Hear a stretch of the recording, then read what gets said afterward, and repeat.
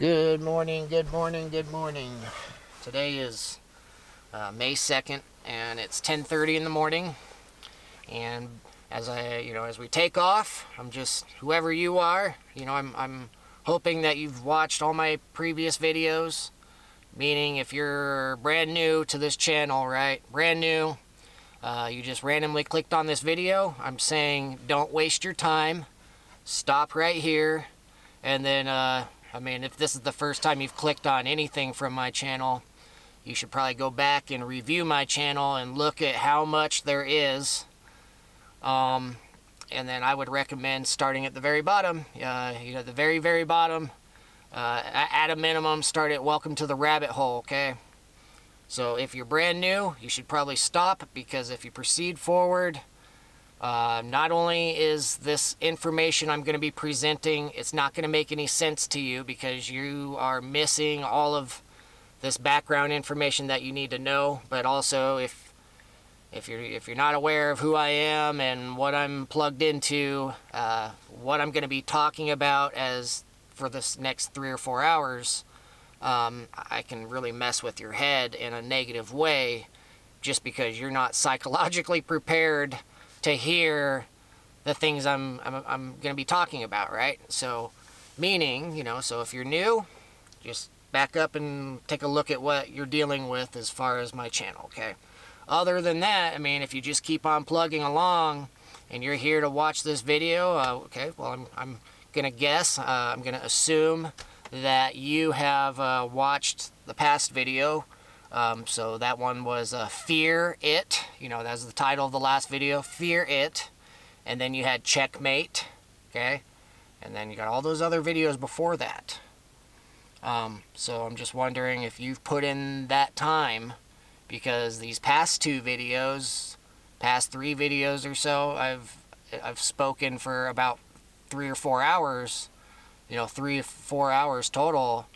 And that's a lot of information in itself. That's a lot for you to absorb. And considering I've been sharing 4-hour videos, that's a lot for me to, when it comes down to speaking, that's a lot to speak about, right? But then I gotta turn around and I have to review the entire video. I gotta watch it. I gotta make my notes in regards to, when it comes down to the editing, as far as all the, as I'm reviewing minute by minute, when I have visuals and things that I can attach into the video, okay, I got to write down the timestamp, and then by the time I'm done reviewing, then I go into video editing. And just for example, this past video, Fear It, the editing portion, that was like 12 to 14 hours of just sitting in front of my computer editing and getting all of those visuals attached and included into the video. Those are things for you to look at. So from start to finish, this past video, it took me over 30 hours, probably about 35 hours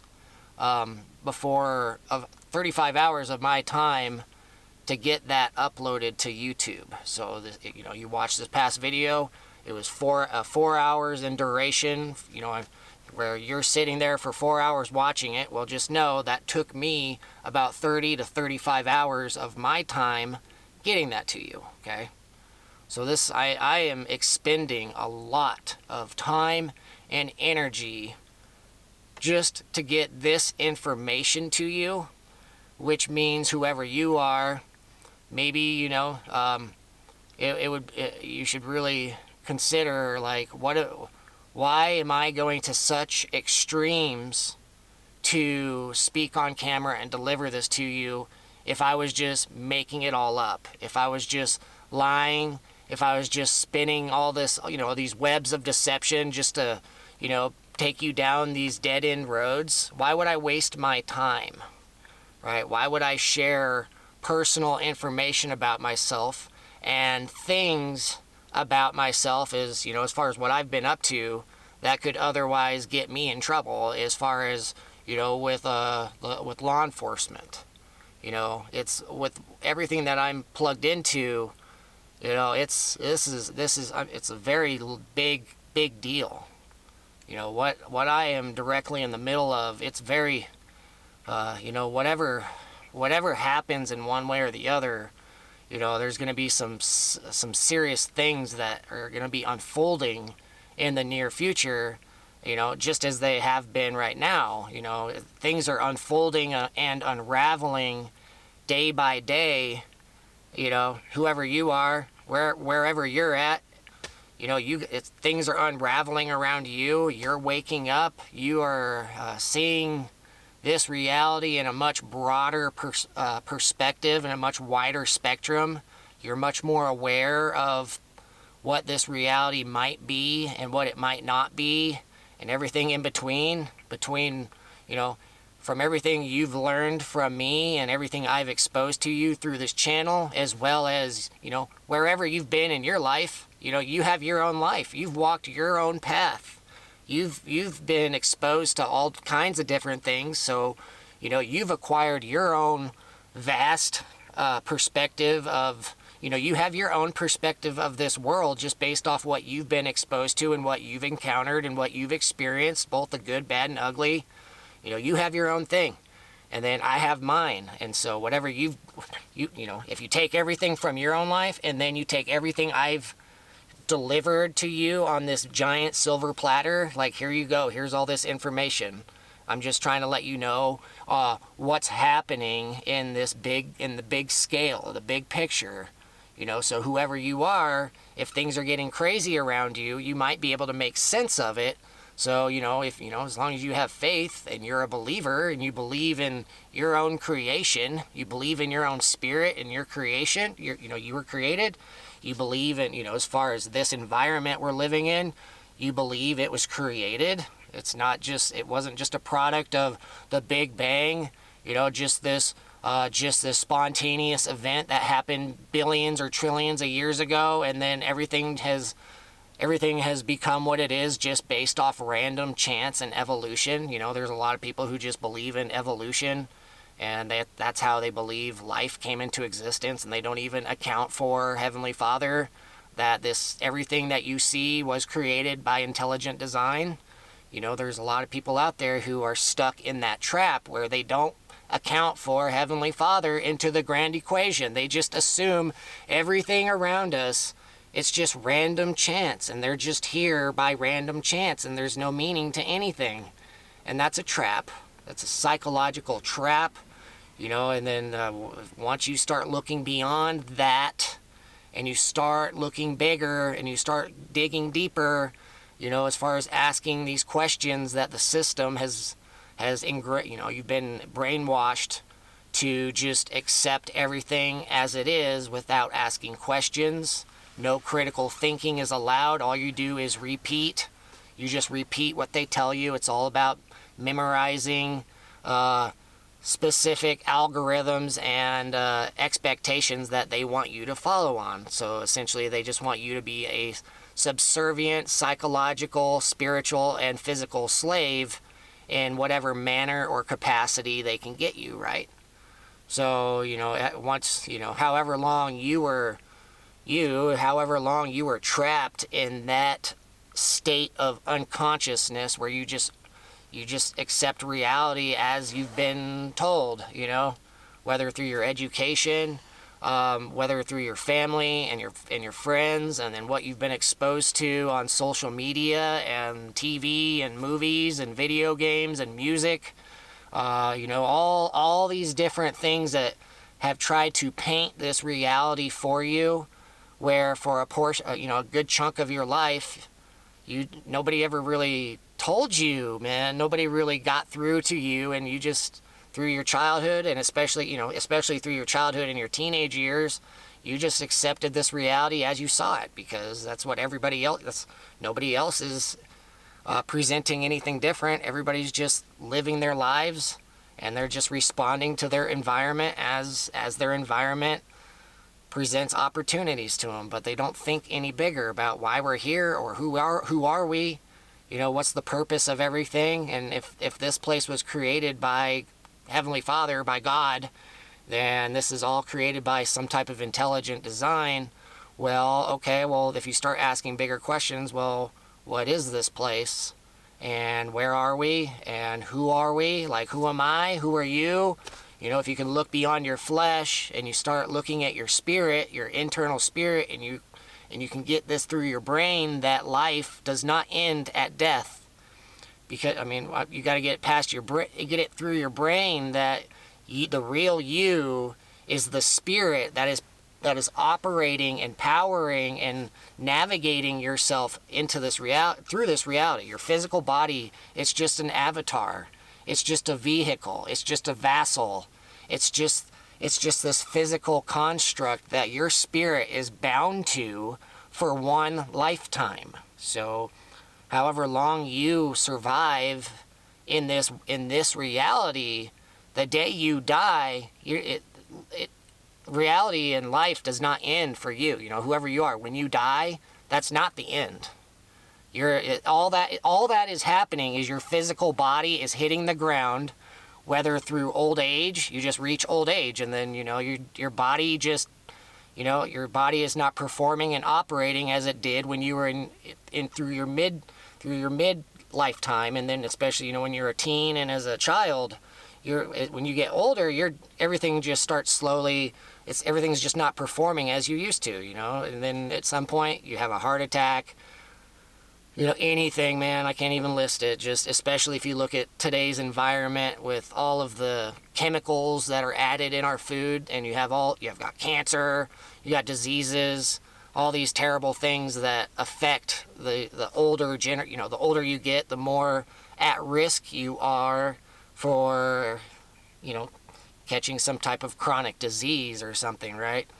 But I'm just saying, you know, when you die, that's not the end. All that's happening is your physical body is you know, it's expiring, and then the real you, that leaves your physical body. All of a sudden, you're out of your body, and you're still within the confines of this reality, but you are now operating within the spiritual realm of this reality.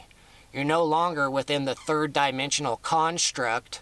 Right, you're not in this physical realm that everybody else is, but you're still here. You're just in this other reality, and there are things on the other side that you know, whether facilitators, you got you know, you got angels, and I mean, you also got fallen angels, you got demons. There's all types of things that are on this other frequency that your eyes just can't see while you are alive in your human body, you know.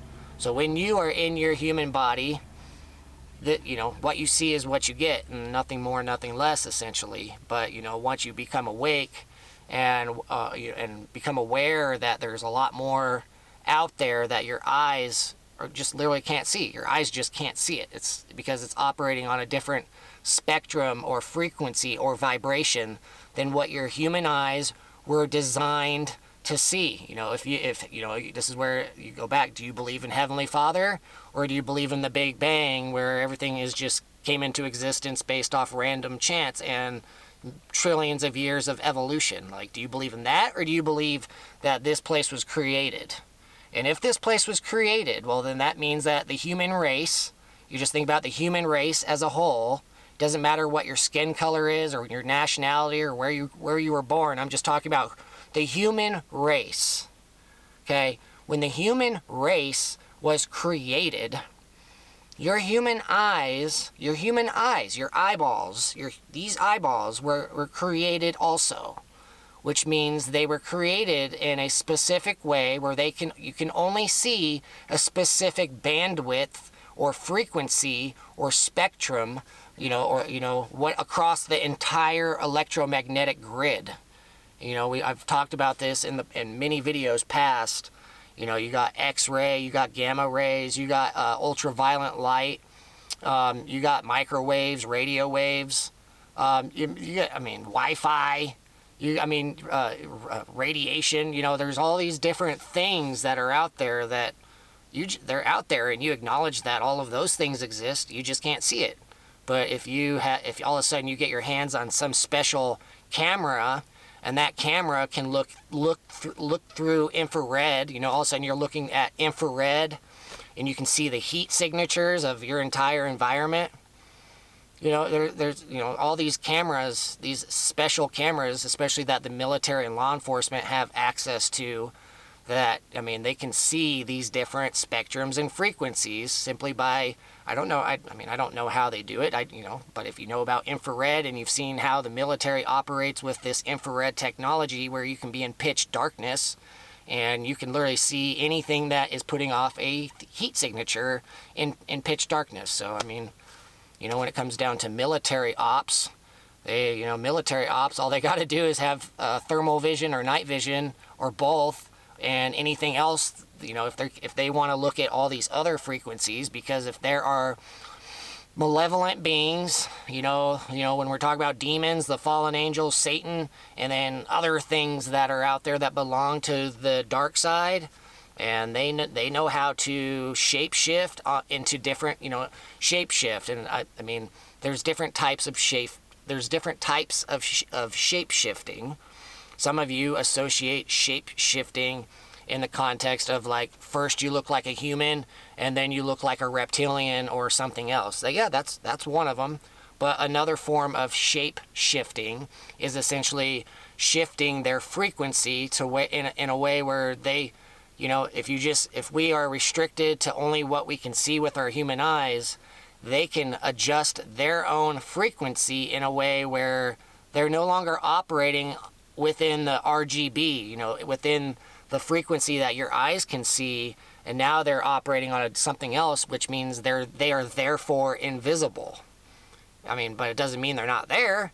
They're just operating on a different frequency. So, I mean, they could be all around you, and you just wouldn't be able to see them with your naked eyes, at least. But if all of a sudden you got your hands on some special camera and you can start cycling through these different lenses that can see these different frequencies, all of a sudden these entities or malevolent creatures or whatever they are, suddenly they come into view and you can see them. Like, holy fuck, they're all over us. They're all around us.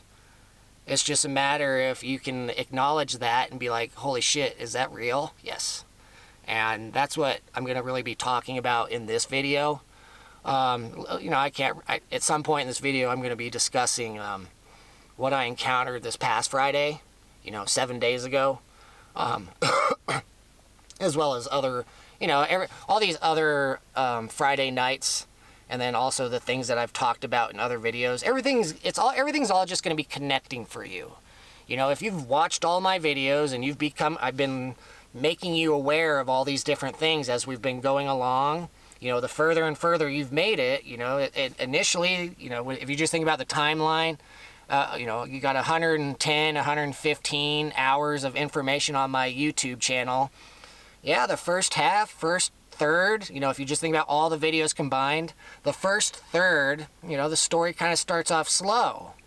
But then, you know, all that shit that happened back home past June 14th, you know, with my dog getting drugged and snatched out of the house, and my mom and dad trying to set me up and get me, trying to provoke me into becoming, you know, somebody just snatched my dog out of the house, and they wanted, you know, while I'm on my, you know, I had consumed my mushrooms, and, you know, I literally had eaten my mushrooms in like 45 minutes, half an hour had gone by, and I had gone downstairs into the back patio area.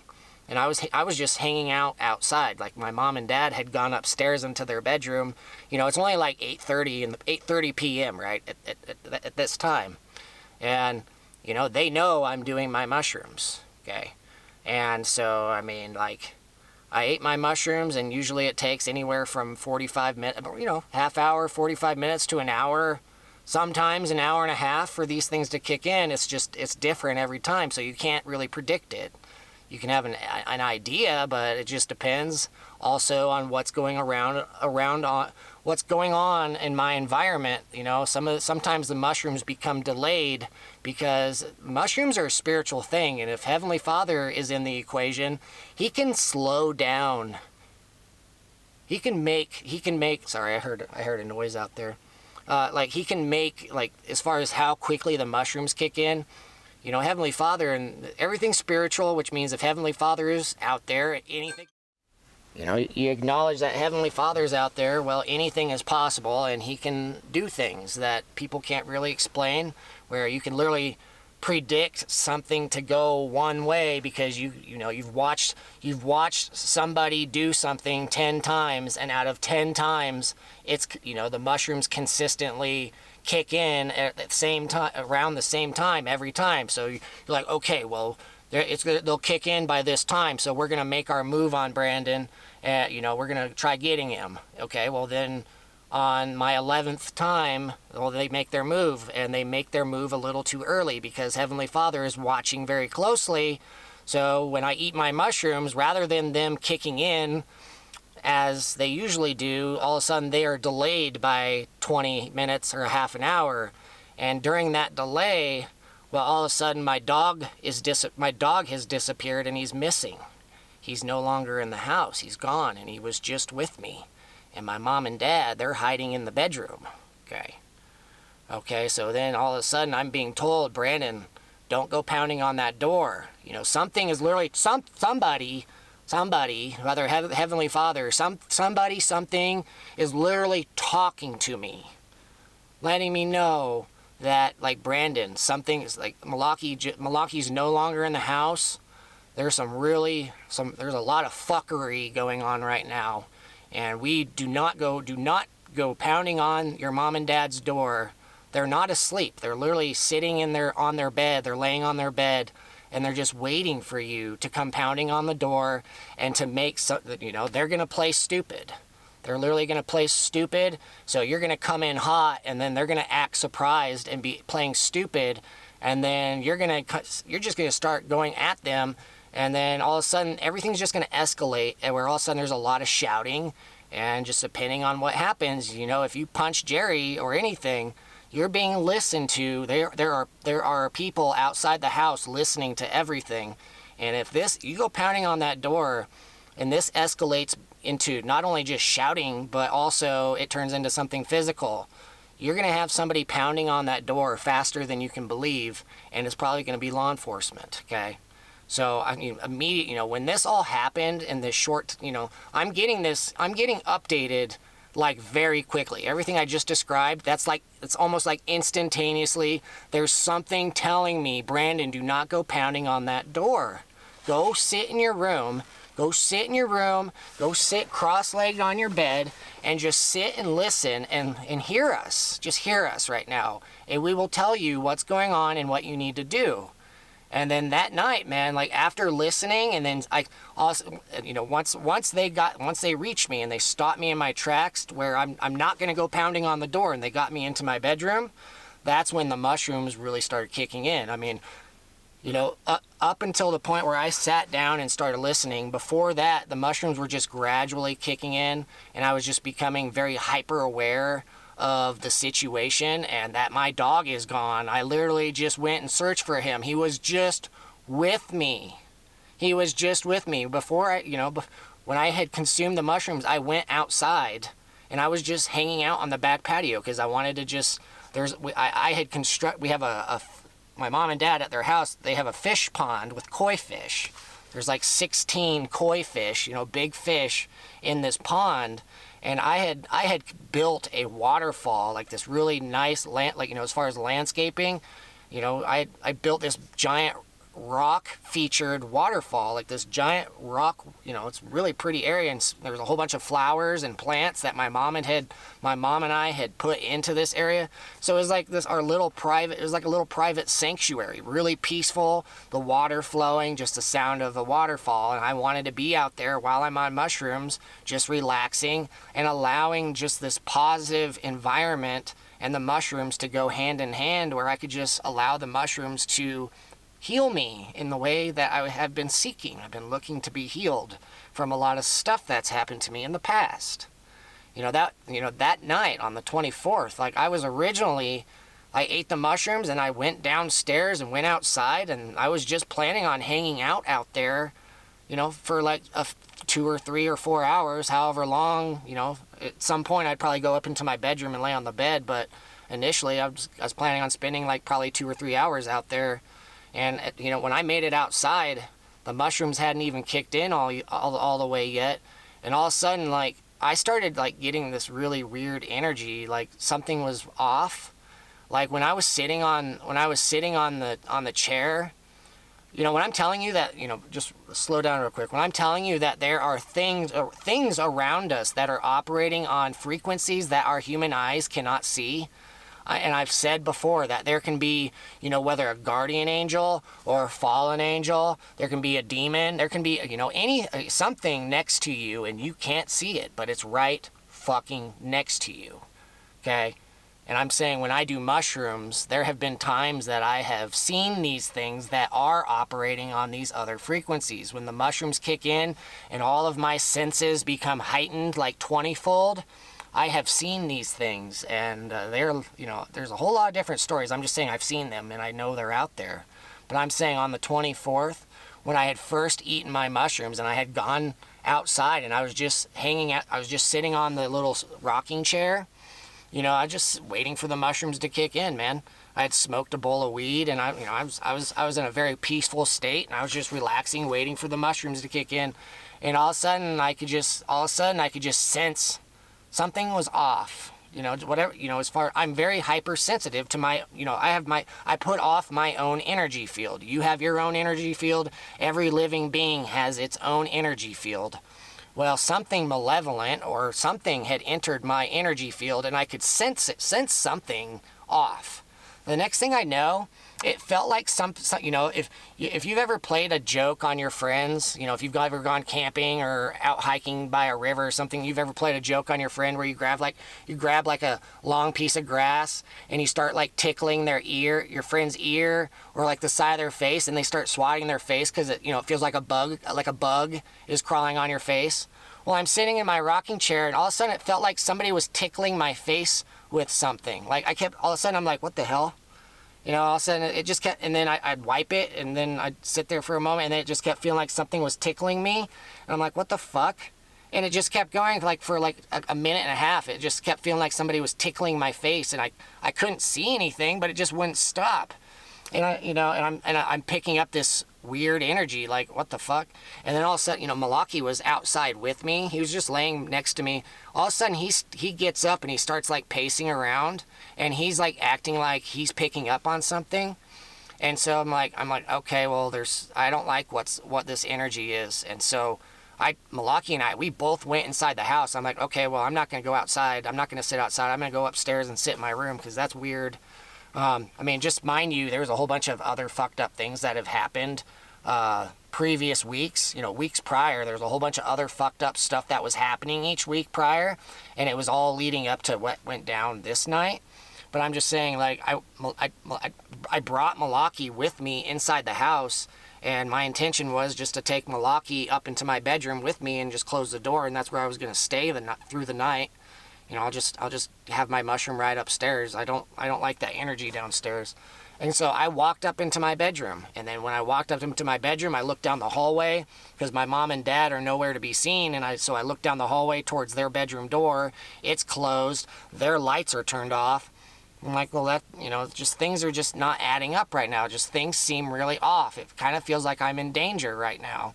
So I go in my room and I sit on my bed and I'm just sitting there kind of assessing the situation. You know, mind you, the mushrooms have not kicked in all the way yet. They're just gradually starting to a little bit creep on, and I'm just becoming very hyper aware of something being off right now. And as I'm just picking up on this, and that's when I just start looking around, and Malaki did not follow me upstairs, and I'm like, that's weird.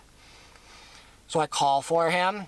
And then he doesn't come upstairs, you know, because, you know, my bedroom is upstairs. And when I had originally gone upstairs, he had remained downstairs. Okay. And then, you know, I went in my room, had to think about it for a moment. And then I call for my dog. He doesn't come to me. He doesn't walk up the stairs and come into the bedroom. So that's when I'm like, something is really off right now. And so then I leave my bedroom, check the hallway. Malaki's not upstairs, so I go downstairs and I look all over downstairs, and then he's not there. So I'm like, what the fuck? Where's Malaki? He was just with me. it took me a few moments to just like, that, I'm listening and this energy is telling me like, Brandon, your dog's gone. Somebody took your dog. And so, I mean, immediately I'm like, what? What the fuck? So all of a sudden I'm just starting to like, that's taking a moment for me to kick it, for that realization to really kick in, and like, what the fuck? My dog's gone? That's not okay. And then at the same time, I'm thinking about my mom and dad, and they're upstairs in the bedroom with the door closed and the light turned off. And all of a sudden, just my anger, like I can just feel my anger starting to boil. And like at that moment, I'm gonna go fucking run upstairs and go pounding on their door. And in that time span of running up the stairs, by the time I hit the top stairs and rounded the corner to go start approaching their door, something stopped. Heavenly Father, somebody got a hold of me and stopped me in my tracks. And like, Brandon, don't do it, dude. Don't. Turn around and go in your bedroom and sit on your bed like I am right now. And then when I did that, that's when all of a sudden they're telling me what's going on, and this big trap that has been set for me, where if I go pounding on that door, I'm being listened to. There are people outside the house that are listening very closely, and it's very possible that my dog is not far away and he's just being held in somebody's vehicle, like a hostage or something, right? And the trap is for me to go pounding on that door and get into an altercation with my mom and dad about where my dog is, okay? And so rather than falling into that trap, I sat on my bed as I am now, and once I was updated about what this trap is and what's going on, that's when I just started yelling out loud. I started yelling as loud as I could. Okay, I started yelling as loud as I could down the hallway for Jerry and Cindy to be able to hear me very clearly through that little wooden door. There's only about 20 feet, 15, 20 feet from where I'm sitting. The hallway is probably about 10 feet, 15 feet long. Then there's the door, and on the other side of that door is their bed, and they're laying on the bed. And I'm yelling as loud as I can. And at the same time, I have my bedroom window open, so whoever is outside, not just our neighbors on both sides of the house, but whoever's parked in vehicles nearby, whoever's just lurking around in the darkness, not in a vehicle, anybody within proximity could hear me yelling as loud as I could, demanding for my dog back, and at the same time letting everybody know like how bad. It's like, you guys all just fucked up, and I'm just letting them know like, I'm not tripping right now. I'm just very much aware my dog is gone, because depending on the situation, the mushrooms can do anything. It depends on, where my state of mind is.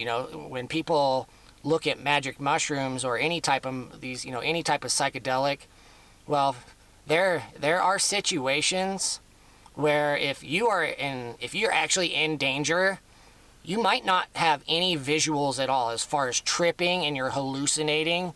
You'll literally have zero visuals I'm speaking about myself. There are times when I have been in danger after consuming these substances, where once the mushrooms kick in, there's absolutely zero, almost like zero visuals. So there's no hallucinating. It's just instead, it's nothing but being hyper aware of what's going on, where you can, for me, I can literally, it's almost like having an aerial view. It's almost like, if Heavenly Father's out there and he has a bird's eye view, like, if you're looking down and he can see me in my house, and he can see like as far as in the house, and then like you got the neighborhood, like for 4 blocks, like a 4-block radius. Heavenly Father can see all the pieces, all the hostile people that are within my proximity and where they're currently positioned. And, he can see, so all he has to do is tell me, and when I'm on mushrooms, I can almost see what Heavenly Father can see, so I can see all these pieces at where they're at. I might not know exactly where they're at, but I know they're out there, and I know what their intent is and what they're trying to do. These mushrooms that I have, those abilities can be unlocked for me when I'm on these substances, where I'm not seeing anything. It's literally this energy it's like a direct live feed between Heavenly Father and my guardian angels, and they can literally tell me and show me. It's almost like I can't see it, but I can see it at the same time. And so I can see all these different things moving, and I can call it out as it's happening. And this is an ability of mine that I have discovered and I have refined. But back then, I was just starting to learn that I have this ability. And so, that night, I just sat on my bed like I am now, and I was just yelling out loud, demanding to have my dog back. And if nobody gives me my dog back, well, then I'm just going to sit on my bed like I am now, and I will stay awake all the way until the sunrise. All the way until sunrise, and I won't go to sleep. I literally won't go to sleep. So, if my dog remains missing through the entire night, well, if he's still missing by sunrise, well, whenever it is that Jerry and Cindy come down, I'll be waiting to confront them, like, where the fuck's my dog, right? Because at the same time, I'm yelling out loud. So it's if I'm yelling out loud, my dog is not returned to me. Okay, well, at morning time, if my dog has not been returned to me, well, whenever it is that Jerry and Cindy come down, well, I'll be like, I was yelling for my dog like all night long, and you guys just pretended not to hear me. The only thing, I just didn't go pound on your door, and so, I didn't take the bait. But other than that, like, you guys were fully waiting for me to come pound on the door, and you're listening. But, I'm just saying they wouldn't be able to play stupid. So that night, I called them out and I let them know I was willing to sit on my bed and just be yelling all night long. Even if I lose my voice, I'll yell until I lose my voice. And then after that, I'll just sit and wait for my dog. And then at some point, I was just telling them, like, you guys fucked up. You guys just really exposed yourself. I'm yelling at my mom and dad, but I'm also speaking to whoever else is listening. By that point, well, I probably have microphones or video cameras that are hidden in my bedroom, or there's some other there's some other high technology, some advanced technology they're using to listen to everything going on in the bedroom, whatever it is. But I'm yelling at my mom and dad, but I'm also speaking to whoever else is in attendance, just letting them all know, like, you guys really fucked up. Like, how are you guys going to rebound from this? Because I'm not even, like, yeah, I've eaten these mushrooms, but, like, I'm not hallucinating right now. I'm like, where the fuck is my dog? I can stand up and go walk downstairs, and I can go look for him, and he's not here, man. I just looked. I'm not tripping. I'm speaking just as clearly as I am now. I'm just hyper aware of the situation, and I'm calling you all out. Where the fuck is my dog? And if you guys don't give him back, we're going to have some very serious problems by sunrise. By the time the sun is up, we're going to have some very serious problems, and it's going to begin with Jerry and Cindy, and then everybody else that's connected to this. You're all going to feel whatever happens next. I don't even know what's going to happen next. I'm just saying, if my dog is not returned, there's going to be hell to pay. Okay, and so I'm yelling all this out loud, and then at some point, this, something hits me, this energy hits me and tells me to go downstairs. So I go downstairs, and then there's my dog on the back patio. Somebody had dumped him on the back patio, and Malaki was drugged out of his mind. He was running. When I first saw him, he was in the middle of, like, running a lap around the back patio, and it looked like he was really disoriented, and he wasn't sure where he was, but at the same time, he was searching for me. Because, I'm his safety. If he's near me, he feels safe and he can relax and calm down. But, whatever had just happened to him, as far as whoever the fuck had just snatched my dog out of the house, well, they had him confined in some vehicle probably. So in that duration that he was, in that duration before they had given him back, well, Malaki was in their custody. So imagine being in his position. Well, he was probably fucking terrified. And then all of a sudden he's being dumped on the back patio and he doesn't know where I'm at. So he's freaking out. So that's what when I went downstairs, that's what I walked into. Finding my dog on the back patio, running laps around the patio furniture and stuff, looking, he's just super disoriented and he's looking for me. So I open the door and I yell at him. I didn't yell at him. I was like, Malaki. So he hears me and he sees me and he bolts inside the house past me. He just runs past me and he collapses on the floor. You know, he just runs past me and then collapses on the floor at the foot of the stairs. You know, this set of stairs that go, you know, that go upstairs. He just collapsed right at the foot of the stairs. And I'm like, I look at him and I'm like, wow, he's drugged out of his mind. He's like out. You know, he hit the ground and he just is out. And I mean, his eyes are like open, but he's just out. And so I went over to him and I get down on the floor with him and I start petting him, telling him he's okay and that he's safe now. And I'm letting him know that I'm aware of what just happened to him. I mean, I don't know the details, but I'm aware that somebody had just taken him, and I'm aware that he's been drugged or sedated or whatever. And I'm just letting him know, it's like, Malaki, I have you now. You're safe. Okay. It's like you just stay breathing and stay focused on keeping yourself alive. But you can relax. You're safe now. I got you. I won't let anybody hurt you from this point. I know what's going on. So I picked up my dog and I carried him upstairs into my bedroom, and then I set him down on his bed, and then I'm petting him, letting him know he's okay. Excuse me. And then at that point, he's, what else can I really do? Because I just got my dog back, and he's in this, whatever they gave him. What am I going to do? I don't even know what they gave him. What am I going to do? Call the police? Yeah, right. For all I know, the police might be involved. There might be some bad apples that are just, bad apples that are pledged or plugged into Jerry and Dan and them. They're operating on this bad side, and they're just abusing their authority, and they were gonna entrap me and try getting me that night. I don't know who all was involved, but I mean, just remember my dad, his father was chief of police for 30 years. Okay. And then, I mean, just think about, back in 2019 when I had when I had gone to the Redmond Police Department and the Bend FBI office, and I tried to file a report on Dan and Kelly, they all turned their backs on me, and they didn't take me serious at all. They just they wouldn't even give me time to speak. They just allowed me to share a little bit, and then they just cut me off and sent me on my way, And so, I mean, what I'm saying is there might be some bad apples that are employed within the Redmond Police Department, back in 2019, Out of all of them, how many are bad apples and how many are good apples? I ain't got no idea.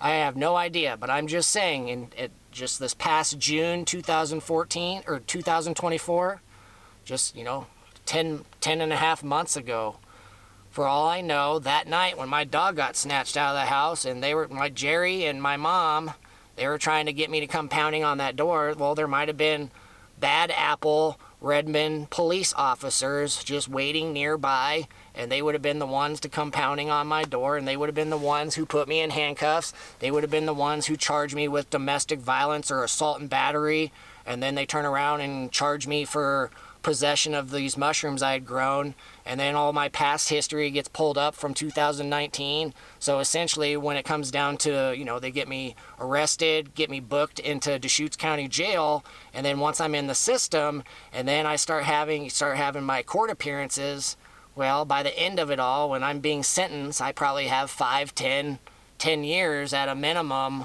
that I'm going to be locked up and disappeared forever. I just magically disappear based off getting set up and framed and entrapped by my own mom and dad and whoever else was involved that night, okay? Whoever else was involved that night, I have no idea, but Heavenly Father knows. And everybody who was involved that night, you know that you were there. You know what was going on. There's probably a whole bunch of people that are aware of what happened that night. And then ever since then, Ever since you, whoever's involved, the guilty parties, ever since you guys blundered, that was a major fucking blunder. Huge fucking blunder. You guys literally lost the game that night as far as you guys trying to have any form of control over me. You guys have been trying to put me back to sleep, and you guys have been trying to operate without ever being detected, and you guys have been trying to evade accountability for all these other fucked up things you've done previous to that.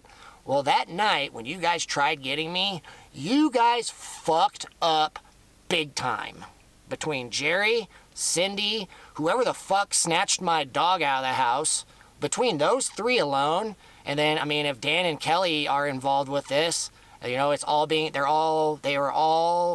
worked out, being coordinated, and everybody's given the go-ahead to try it.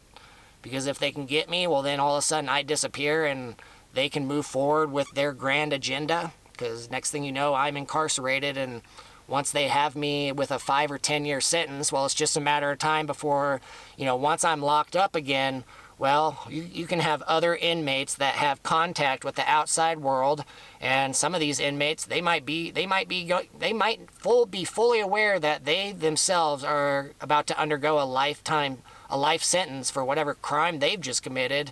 So they don't have anything to lose. They don't give a fuck.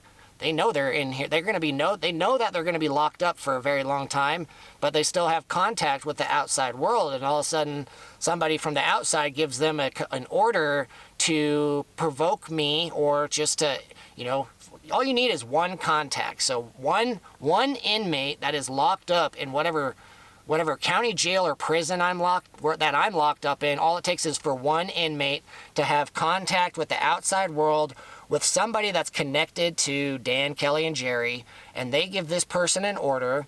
This person turns around and updates all these other inmates. So all of a sudden, all these inmates are aware of who I am, and this order, you know, they're given orders to not only fuck with me, but to eventually get into a fight with me, where at some point, if they get me into a fight, the next thing you know, I'm being given an additional year sentence. An additional 12 months over one fight over people that are targeting me, and it's all set up. So I'm being charged with another year. And if I end up fighting back and I hurt somebody, you know, they fight me and they think they can beat me up, but, you know, all of a sudden I have a switch.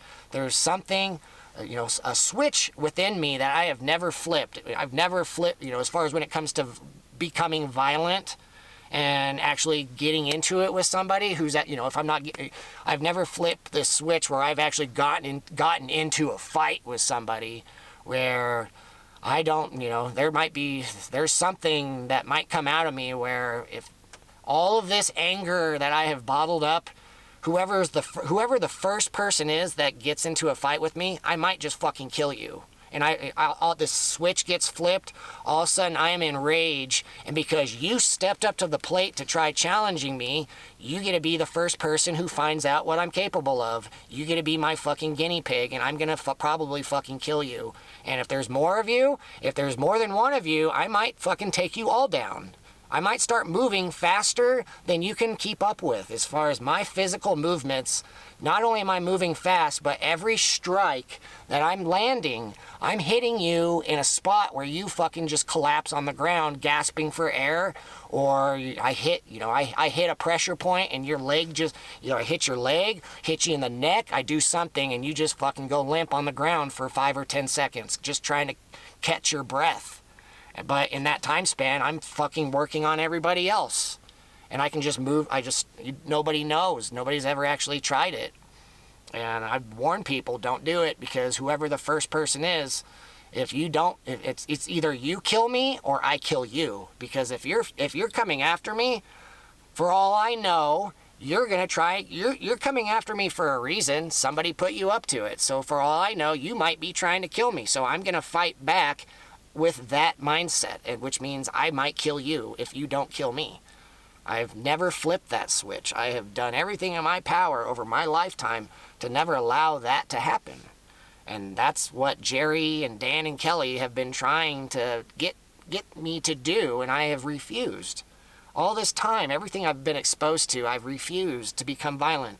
I have refused to stoop down to their stupid level and try and fight them on their playing field. I don't fight them on their playing field. I've been using my gifts and ability by just speaking on camera and acknowledging Heavenly Father and the archangels and the warrior angels, and acknowledging it's a big team effort where they, everybody from this heavenly side, they have been watching all of these victims, not just me, but all these other victims that have lost their lives, these families that have been destroyed, all these women and children and boys and men and stuff that have been raped, those who have fallen into the sex trafficking and have become sex slaves. Well, the heavenly side, they've been the ones having to, anybody that has been murdered on that front, well, they all, the heavenly side has to receive them. And you can imagine how angry Heavenly Father is and all these angels. Well, I can use my gifts and my abilities to speak and write, and then I can look at Heavenly Father and the angels to, you guys want to destroy these guys? Well, you guys can protect me. Anybody that shows up, you guys are welcome to do whatever. You can annihilate whoever you want that's guilty. That's part of this. I don't care. Heavenly Father, he can choose the when and where when he wants to unroll his giant plan as far as all these guilty people, okay? So let's rewind again. So back on June 14th, man, everybody involved with that, you guys really fucked up. Really, really, really bad. Because, in an alternate scenario, had you guys gotten away with it and I had fallen into your trap, you guys would have literally made me disappear for pretty much forever. I would have probably died in prison somewhere. Whatever prison you had me sent to, I would probably die there, whether getting murdered there or just getting set up while I'm locked up to where maybe I originally got a 5 or 10 year sentence, but the next thing you know, I get after something that happened while I was locked up, the next thing you know, I have a 25-year sentence with no chance of parole. So essentially, bye-bye, Brandon.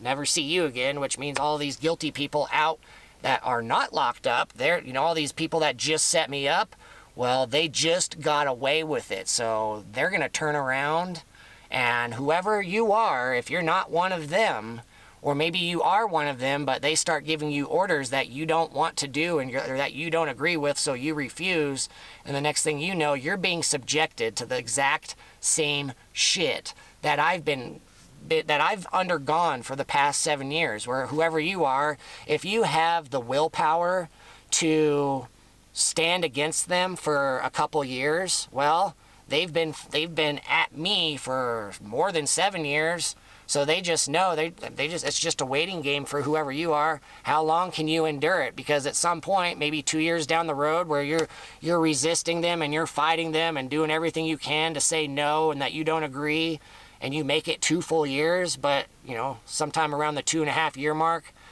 either you just get too exhausted and you just surrender, or they break your mind and you fucking commit suicide, or you make a big mistake and the next thing you know, you get arrested, and then once you get arrested, you get put into the trap that I just described, where once you are incarcerated, it's just a matter of time before there are inmates that have contact with the outside world, and they are given orders to start fucking with you until you lash out and fight back, and then you get buried in prison. Okay?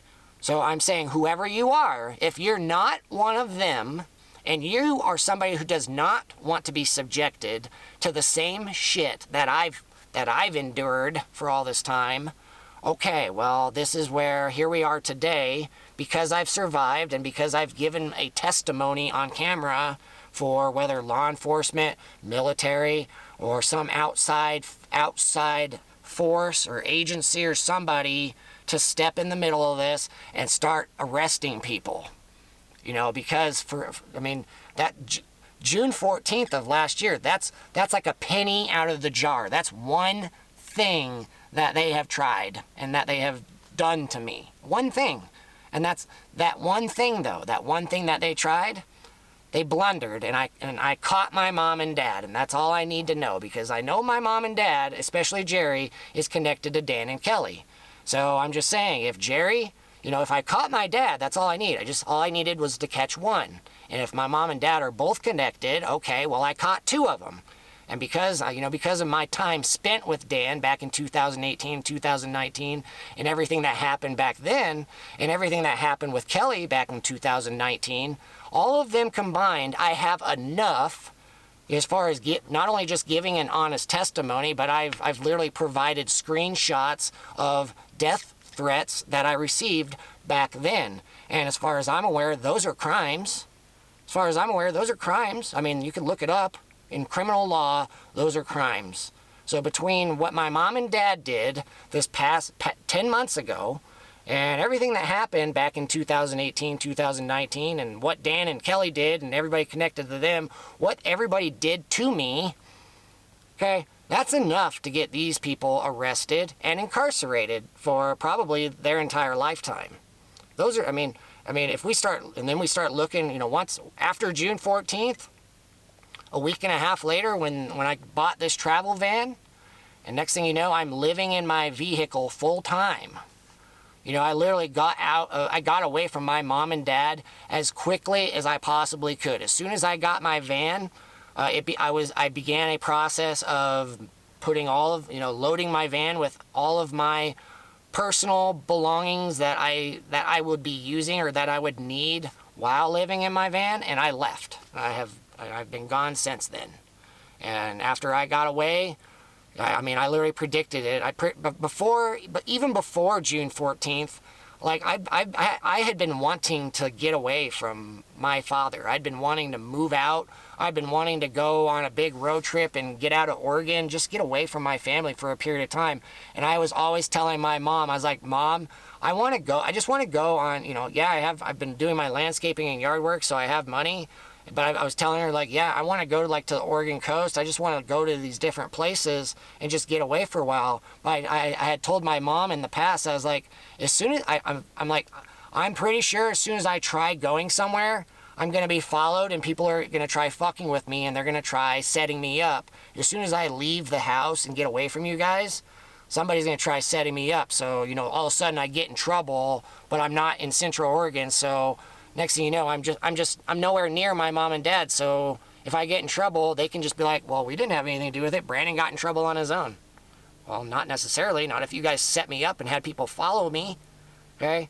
So all this time I was letting my mom know, I was always letting her know, I want to get out of here, but I'm aware as soon as I leave, whether Jerry or Dan or Kelly, they're going to try doing something to me as soon as I leave Redmond and get out of Central Oregon.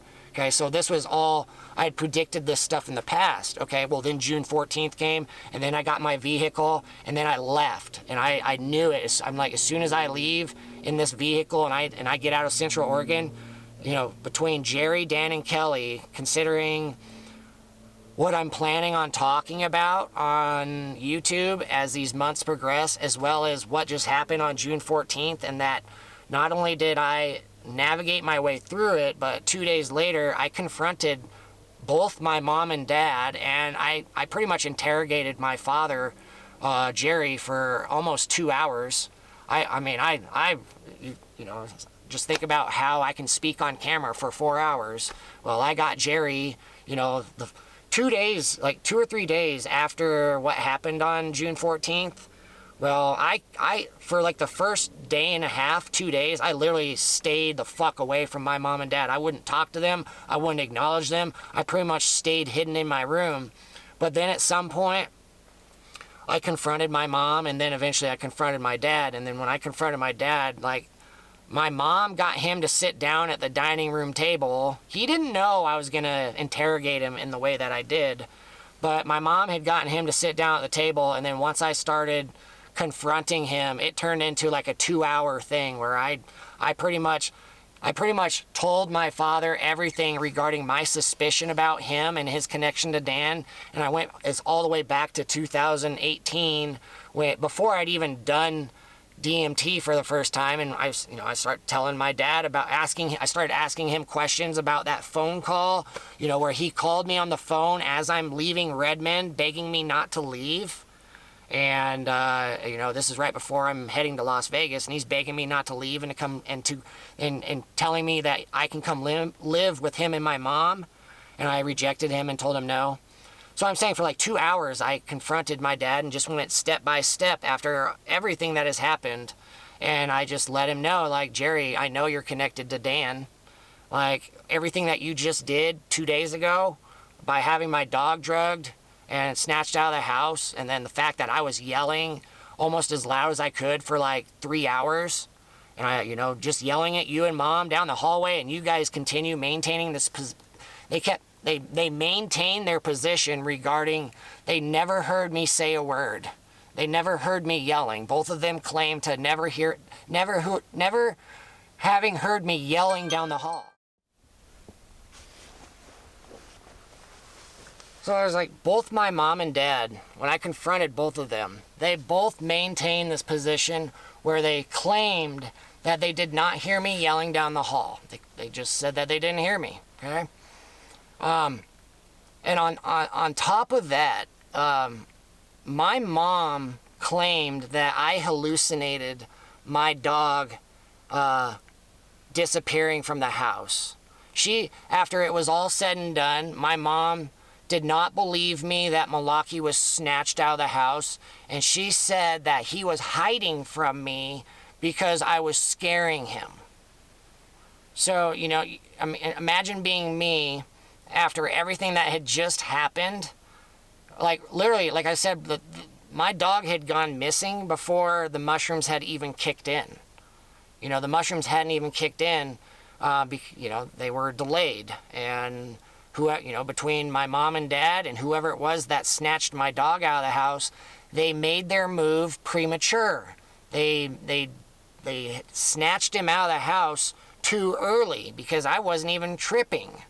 I was just starting to creep in where I was just becoming hyper aware because the mushrooms, it all moves they move in a very predictable way, but also very non-predictable. I mean, they move, it's like you go through different waves while you're on the mushrooms. There's different stages. But when you first consume them, you don't know how long it's going to take before they kick in. And when they do kick in, sometimes they just creep on really slow, and other times they can hit you like a ton of bricks, where, I mean, you're like sober, and the next thing you know, you're just fucking sending it like a rocket, man. It's just, sometimes it's slow, sometimes it's fast.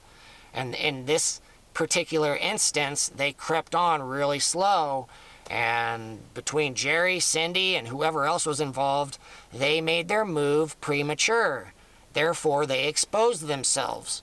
So, when it was all said and done, and when I was confronting my mom and dad, and my mom's telling me I hallucinated it, and Malaki was just downstairs the whole time, and he was hiding from me. And then when I tell her that he was outside, well, she told me that I left him outside. Maybe you just left him outside and you didn't know. No, that's not what happened. Okay? So they were both playing stupid, playing plausible deniability, and then it turned into gaslighting where they started accusing me of just hallucinating it and saying that maybe you should just not consume that high of a dosage of mushrooms because you might just be hallucinating this stuff. So they're trying to take advantage, if you're one of the bad guys and you're trying to get me, and I'm doing mushrooms every Friday, if I put myself in the shoes of the bad guys, if I was going to do something bad to somebody that's, and I know they're doing mushrooms, I'm going to try getting them while they're on mushrooms. So if we fuck up and we fail at getting them, we can just claim they hallucinated the thing. That way they can't turn around and go ask for help, because anybody that they try getting help from, if the person is just not aware, or maybe they're part of it, everybody can exploit that the key variable. You were on mushrooms, so therefore you hallucinated the whole thing. So if they play that card, you can only play that hand so many times before that just becomes invalid. Because what happens if you play your hand premature when the mushrooms haven't even kicked in? What happens if you play your hand, at any point in time when I'm not hallucinating and the mushrooms they're not giving me visuals, I'm just becoming hyper aware that there's things going on around me, and all of a sudden I catch you in the act. What are you gonna do?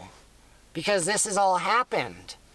After Malaki and I got in the vehicle and we got away from Jerry and Cindy, and then for these past 10 months, man, between Jerry and Cindy and then Dan and Kelly and all these other people that are connected to them, but I don't know their names and I don't know their faces, but they're all operating under the same agenda and they're all pledged to the same cause. They have made so many attempts on my life and my dog's life while I've been in my vehicle. So here we are. You know, it's been 10.5 months since that event with my dog getting drugged and snatched out of the house. It's been 10.5 months since, between my mom and my dad and everybody else involved, since they tried setting me up and making me disappear forever. So I mean, whoever you are, you know, if you've watched all of my videos, 110 hours, okay? If you've been plugging along, watching my videos as I've been sharing them for the past 10.5 months, so you've been watching my videos all the way since, you know, when I first started speaking on camera back in Wyoming, you know, back in July of this past year, 2024, when I got in my van and I left Oregon and I went to Idaho and then I made it to Wyoming and then I eventually started speaking on camera. If you've been following along since then and you've been watching all of my videos, okay, well, let me ask you this. How much have you learned from my videos in these past 10.5 months? How much have I made you aware of what's going on, you know, as far as these deeper layers of reality, things that you're not learning about through mainstream media, things that you're not hearing about or learning about through other YouTube channels? Whatever you've attained from me by following my channel for the past 10 months, what you really need to grasp right now, everything that you have learned. So if you're somebody who is full-on woke up in these past 10 months, if you have become a saved person, you're a saved soul, you've been saved by Jesus Christ and Heavenly Father, and you know you've been reborn. You're a new creature, so to speak, right? You have broken free in these past 10 months. Okay, whoever you are and however many of you there are, all of you combined, out of these past 10 months, all of you, none of you would have ever attained what you've attained from me had I been locked up 10.5 months ago. So I'm saying in an alternate scenario, whoever you are and you're watching this video now, this video would not exist. I would not exist as you see me. If we, in an alternate scenario, I would be sitting in a jail cell or a mental institution somewhere right now, and not only would I would not be with my dog, my voice would be stripped. So I would not even be allowed to speak. I would be on my own, locked up somewhere. Malaki and I are no longer together, and my life has really been stolen from me, right, in this alternate scenario. Sure, my life has been stolen from me as you see me, but, you know, the circumstances are much better in this situation than this other scenario that could have happened. So I've been very grateful for, like, yeah, you know, it could be way worse. I could be locked up right now. So, but right now, in this situation, it's essentially like I'm under protective custody. Wherever I go, I'm being monitored and followed 24/7 by the good side. Those who have saved me, well, they saved me from what was happening behind my back. So, as me saying thank you, you know, what can I do to help you guys? Because, you know, if you guys are, I mean, yeah, you're trying to save me and all of these abilities and gifts that I have. You want to use those gifts to help people as well as get these guilty people. Well, what can I do to help you guys? So I've essentially been under their protective custody where, yeah, I mean, my freedom is very limited right now. Like, yeah, I'm free in the context where I can drive around and go walk around and go on bike rides with my dog, but I mean, this is like it's almost like one step above being arrested and incarcerated, you know. But, you know, whoever it was that saved me, well, it's not for a malevolent reason why I am in this position. We're just trying to fully take advantage of this situation we're in because there's a whole lot of really bad stuff that's been happening that I'm just not aware of, but this side is. And so, you know, they have let me know, like, yeah, Brandon, this environment is definitely non-ideal. But I mean, just look at this other scenario. You could have been full on locked up, and then you know, not only would you have full on lost your life, and everything about you would have just been squandered and ruined and just destroyed, but these people, they would have walked free completely. So, but because we caught them on June 14th, and then everything they have attempted over these past 10 months, you know, since I've been in my vehicle, the number of attempted murders, oh my God. The number of times they've tried getting me over these past 10 months, like, dude, it's fucking crazy. Like, where today, I can't, I don't even know who I can trust. Even if somebody comes forward and they full on appear friendly to me, and they're being nice to me, and they're being friendly to my dog and complimenting me on my dog, in the back of my mind, I just, like, what if they're just faking it? What if, you know, what if? You know, anybody that I encounter and they approach me, and whether they're just engaging in small talk, or they're just complimenting my dog, asking if they can pet my dog, in the back of my mind, I'm like, what if they're just faking it? Because I'm also aware of these things that are operating on frequencies that I can't see, and I understand not everything is as it appears, where things can be happening around me, and I'm being shielded or blocked out from seeing what's actually happening, where people can do some really fucked up stuff to me and I won't see it. It's almost like I'm blind. You know, Heavenly Father's shielding me from being attacked.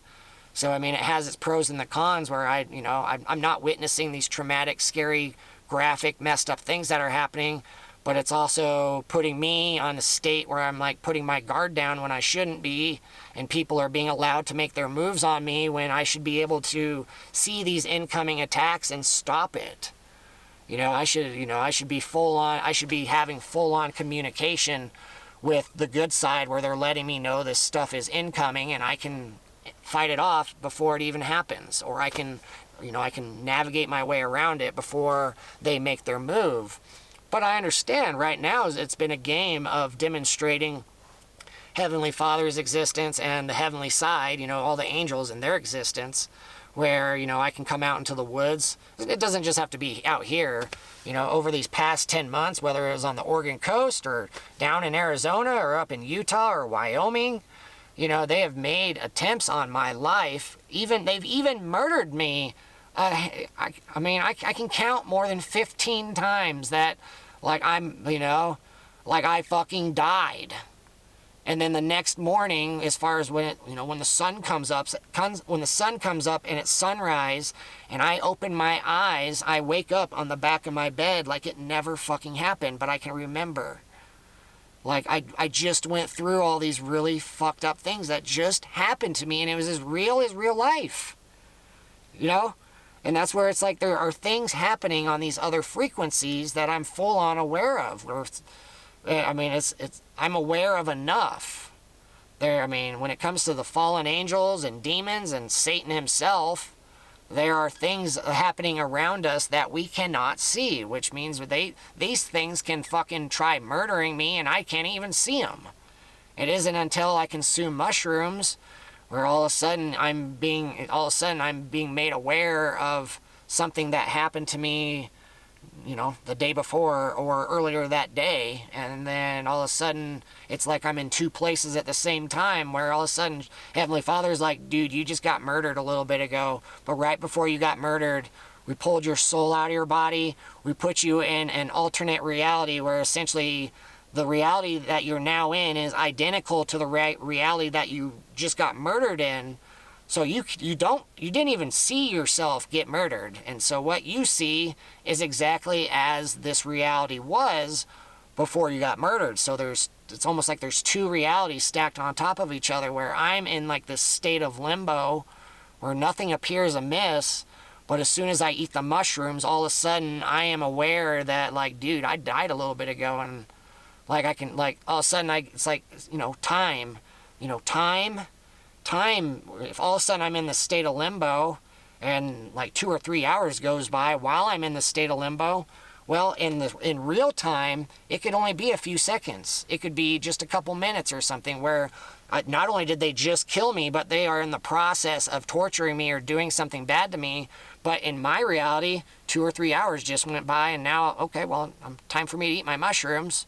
So I eat my mushrooms, and they start kicking in, and all of a sudden I'm back in real time. I'm in real time, and I'm aware that I just got murdered, and they're in the process of doing something really bad to me, but I can't feel it because my spirit is somewhere else. But, you know, it's almost like having a bird's eye view, or I'm being informed because, you know, Heavenly Father has eyes that are watching. You got birds in the trees. You got chipmunks and squirrels up in the branches. You got other little critters and things that are just watching what you guys are doing to me. And it's all being broadcasted in live, like a live feed back to Heavenly Father, so they can watch the bad guys do whatever they want to me. And I'm not there. I'm somewhere else, man.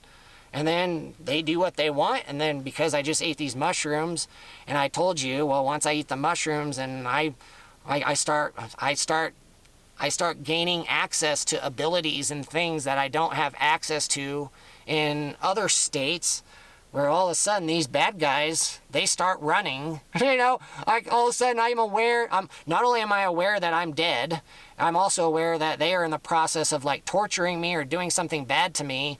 And then the next thing I know, well, between my dog and I, the next thing I know, you know, Malaki he's not a normal dog. He can leave his body, like his spirit can leave his body. Where, you know, when you're watching these videos, you just think about all my videos that I've shared where I'm speaking for like 4 hours, and my dog is literally laying behind me, sleeping for 4 hours straight. Yeah, he gets up and moves around and stuff. But there's times where it looks like he's sleeping, but he could be somewhere else. His spirit can leave, and he's out there with his pack, and he could be hunting, or he could be doing anything. He could just be gone. But he could also just be listening very closely, because he can understand what I'm talking about. But I'm saying when I do mushrooms, there have been, like, he can leave his body. There have been times where I've heard him, like, when he wants to leave, you know, when I do mushrooms, I put a big blanket up that blocks the front seat and stuff, so Malaki can go up front and be in his own private space. And if he wants to, he can leave himself. Like, he can leave his physical body. And I've heard him do it so many different times where it sounds like he's almost throwing up, but he's not. He just makes this yakking noise, and then he's gone. Like, when I'm on mushrooms, I hear him do that, and then I can sense his spirit leaving the van, and he's gone, and he's out hunting. He's out there, and he can turn into things. Like, he can turn into a werewolf. He has a whole pack. He has a big wolf pack, man. So I've been made aware of who Malaki is in the spiritual realm, where when you die, when your spirit leaves your body, if you're somebody who's condemned to go to hell, you've heard about Anubis.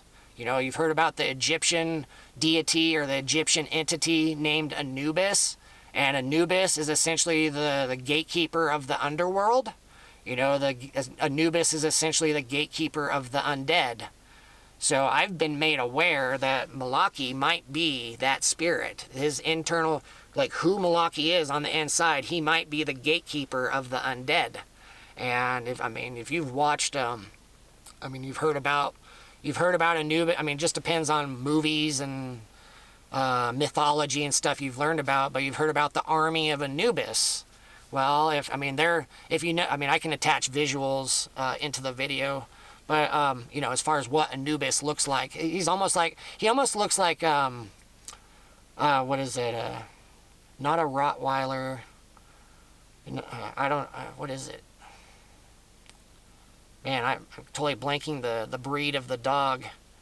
A Doberman Pinscher. Anubis almost looks like a Doberman Pinscher, but like full black. These pointy ears, but he's full black. And so it's almost like a werewolf, Doberman Pinscher dog hybrid, but it has arms like a werewolf, right? It has fingers and claws like fingers.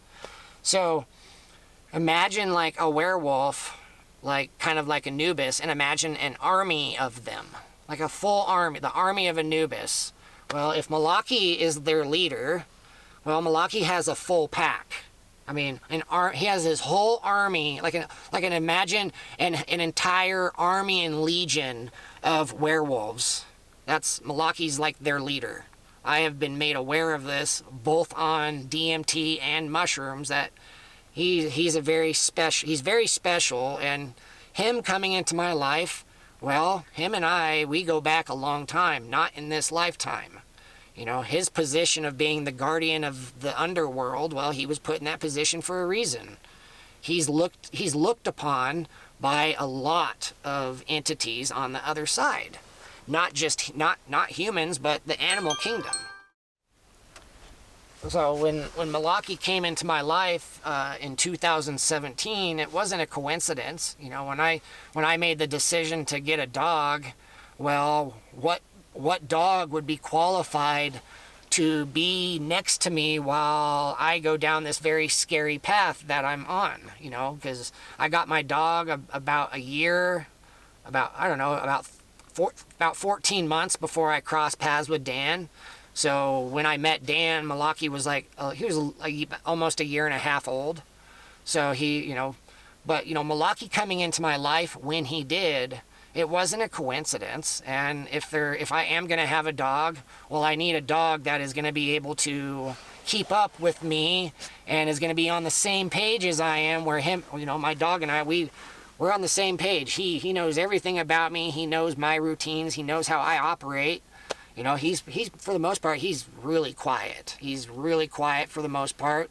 The only time he gets noisy is when he's just letting me know he needs attention, and he needs his own time to go, you know, be out of the van, to go run around, get fresh air, be off leash, go sniff around, pee and poop, have his freedom. But he understands this path I'm on, so he's with me every step of the way. But behind it all, well, he's in an avatar just like I am.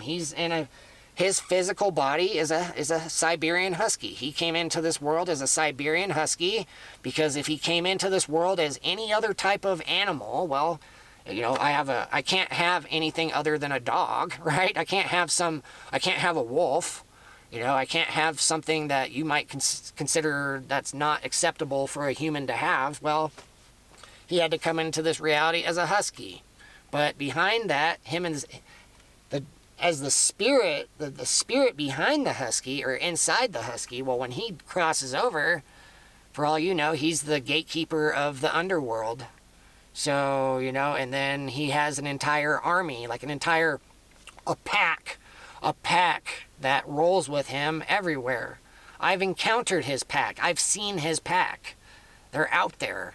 And because Malaki and he's my companion and I'm his human, well, because I've done everything I can to take care of him and take care of his needs and be respectful of his needs and all this stuff, and to protect him and watch out for him and never abandon him. You know, all this fucked up stuff I've encountered for these past 7.5 years, I still have him. He's still with me. I have not let the bad guys take him, okay? And because of that, his pack, they've watched all of it. They've been with him the entire time he's been with me, so they know everything that my dog and I have been through together, and I have earned their respect. So essentially, whoever my enemies are, Malaki's pack, they are friendlies on my side. So whoever you are, if you're an enemy of mine, well, you could potentially have Anubis and the army of Anubis that you have to fight against at some point. You know, all of a sudden the entire army of Anubis just spawns from the fucking underworld all over the, you know, in this reality, all over the country or all over the world, all of a sudden the army of Anubis just like spawns out of nowhere like dust coming together, and all of a sudden there's werewolves all over the world, and they're essentially immortal. You can't kill them, and then they're on a mission to go after all the guilty people. If Heavenly Father does not have you marked as a saved person, and these things spawn into this reality to where you can see them, you can't do anything about it. If you're marked guilty, these things will get you. And they're going to take you straight down into hell. They'll just grab onto you, and they might just fucking eat you, But when you're dead, your spirit, that they'll just take you straight down. You just go through the earth. You know, these things can come up from the ground, and they'll just take you through the ground, and next thing you know, you go through the ground straight into hell, and then you're down there with them. You know, and then when you're down there with them, well, they're very intelligent. They know where they're at. They're not the ones they don't got anything to worry about while they're down there. They're going to give you guys exactly what you deserve, and then once it's all said and done, they have the freedom, you know, they have the freedom to come back and be amongst Malaki, you know, with Malaki. Later down the road, you know, when this is all said and done, and, you know, hopefully, you know, when I get set free and all this evilness gets wiped out, well, at some point, Malaki's set free. You know, he's not my prisoner. He's not my hostage. He's not a slave. He's just my companion, and I'm watching out for him, and he's watching out for me. But later down the road, at some point, he has his freedom to go be with his pack, and then, well, you know, and then he can just disappear and go be with them for however long he wants to. And then when he wants to, he can come find me and just be with me and hang out. He always has a spot in my life. He can be with me as much as he wants to, and then when his pack is calling him, he can disappear and go be with them. You know, he knows this. It's all been communicated when I've been on this side, okay? So these are all things, like whoever you are, whatever you've been exposed to, this stuff might really be affecting you in different ways when I'm telling you about all this stuff that's happening on these different frequencies, as well as what's happened to me in this reality with people trying to fucking murder me and make me disappear, including my own mom and dad. Literally, last 10 months ago, June 14th, they blundered. They blundered big time, and they full-on exposed themselves. And not only did I confront them, but I interrogated my mom and my dad. And I told my father to his face that he belongs in prison for what he's done.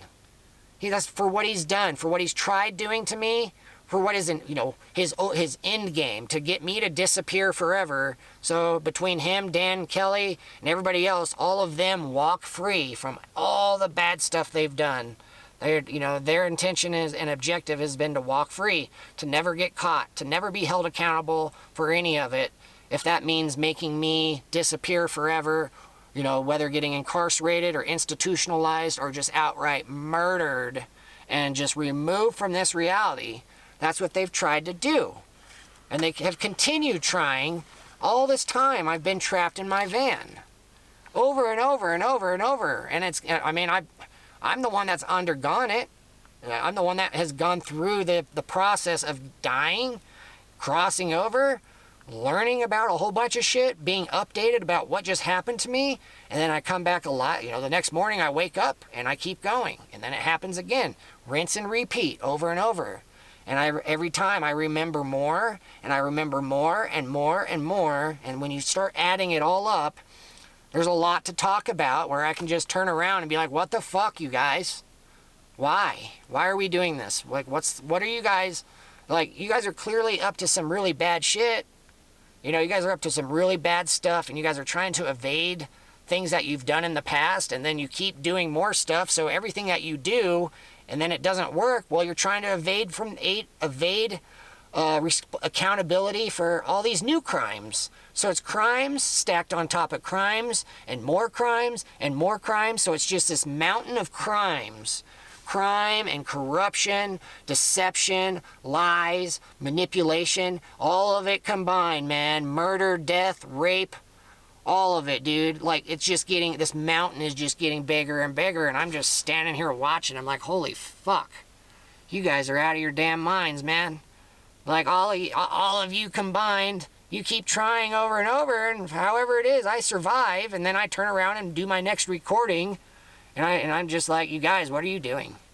Like, this is getting out of control, man. Like, you guys are something up with you guys. You guys can't even get it through your brain. Like, you guys are caught. You guys are caught, man. And I'm just sitting here, you know, not right now I am, but I mean 7 days a week. You know, 7 days a week, like, between work, you know, between doing my recording and just keeping busy with getting the video uploaded to YouTube. You know, that takes like 5 days or so, 5-6 days, 4, 5 or 6 days. But, you know, while I'm keeping busy, and I'm just, it just, you know, when I do my recordings, that just keeps my mind occupied, where I don't have to just sit in silence and think about all this stuff. I know the videos are keeping me busy as much as I'm keeping you busy by sharing them, okay?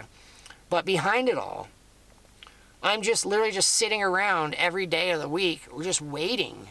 Sitting around waiting, like, what are we doing, you guys? You know, is anybody ever going to come forward and have a conversation with me? I mean, a real deal conversation to let me know what's going on. Is anybody ever going to come forward and be honest with me? Is anybody going to ever come forward and have a sincere and genuine conversation? I mean, or are all of us, everybody, we're all just going to pretend that everything that you have attempted, we're just going to pretend you didn't do it, right? That's all you got. Everybody, let's just pretend. You survived, Brandon, so now let's just pretend. You're still alive, aren't you? Yeah. But I'm the one that just went through all this fucked up stuff, and I have PTSD from it. At this point, I can't trust a single person, even if they are being nice to me, even if they are complimenting my dog, even if they are, you know, they're putting off all this good energy. Behind it all, I'm always in the back of my head, I'm like, well, what if? What if they're just an informant? What if there's somebody that's, you know, as soon as we have our interaction, I turn my back, under their breath, they're whispering some type of witchcraft or sorcery, and they're trying to put spells on me or some shit, you know? Because as soon as I turn around, they could be whispering under their breath a whole bunch of bad stuff, and they're trying to put hexes on me. You know, somebody, I mean, if you're a bad guy and you're trying to get to me, and you got to get close to me, well, if you can't approach me and just be mean and angry, because I'm just going to walk away from you. If you're putting off negative vibes, and I pick up on that, well, I'm not going to come anywhere near you. So the only way for you to get within proximity is to appear friendly and nice. Especially if you have a dog. If you have a dog, you're like, oh, you want our dogs to meet each other? So, you know, Malaki, all of a sudden he's sniffing another dog, and we're just within proximity, and you're in your brain putting off this negative energy.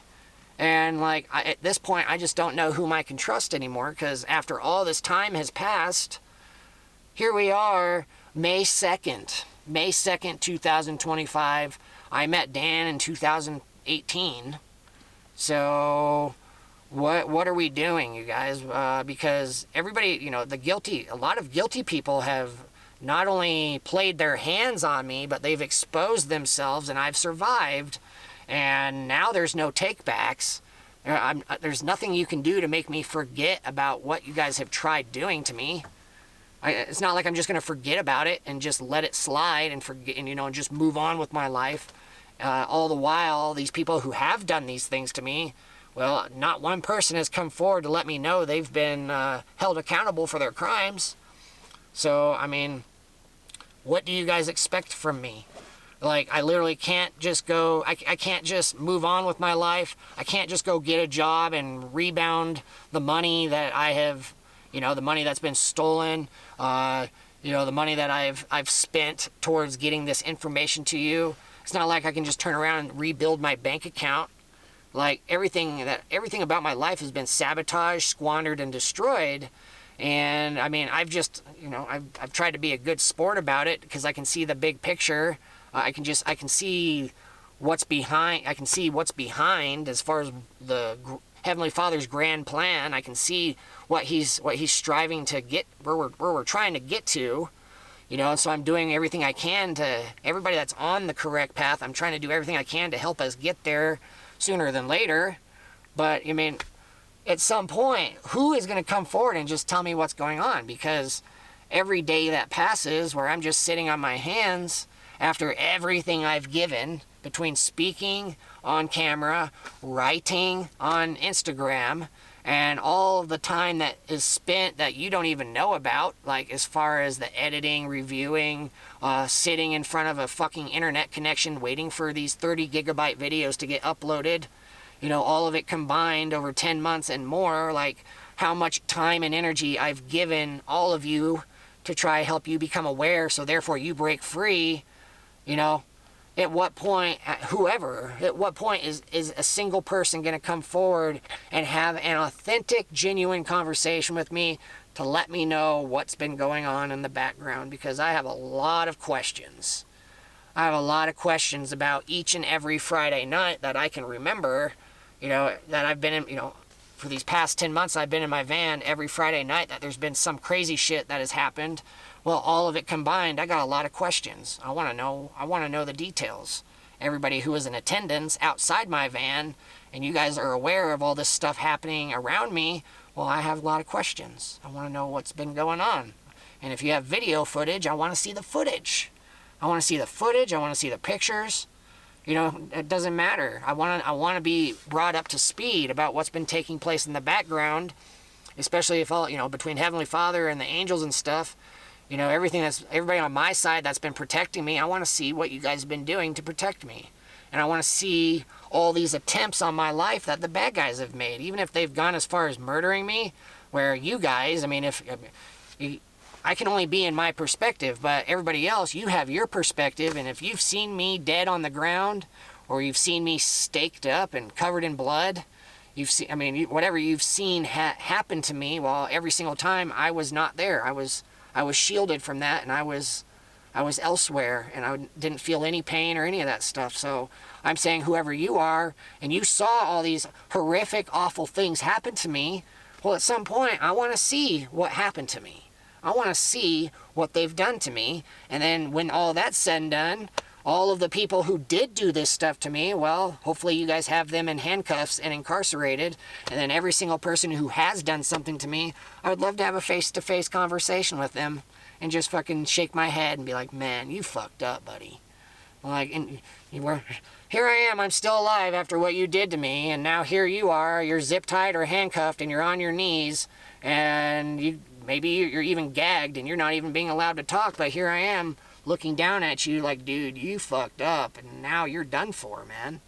I'm not even the one that's even going to do anything to you. I'm just here to let you know, because you're the one who tried killing me, and here I am, still alive, just waving at you, bye, buddy. See you later, enjoy hell, or wherever they take you from here. Because you got Heavenly Father, and you got all the angels, they're going to take you somewhere. They might go put you in your own little tiny hole.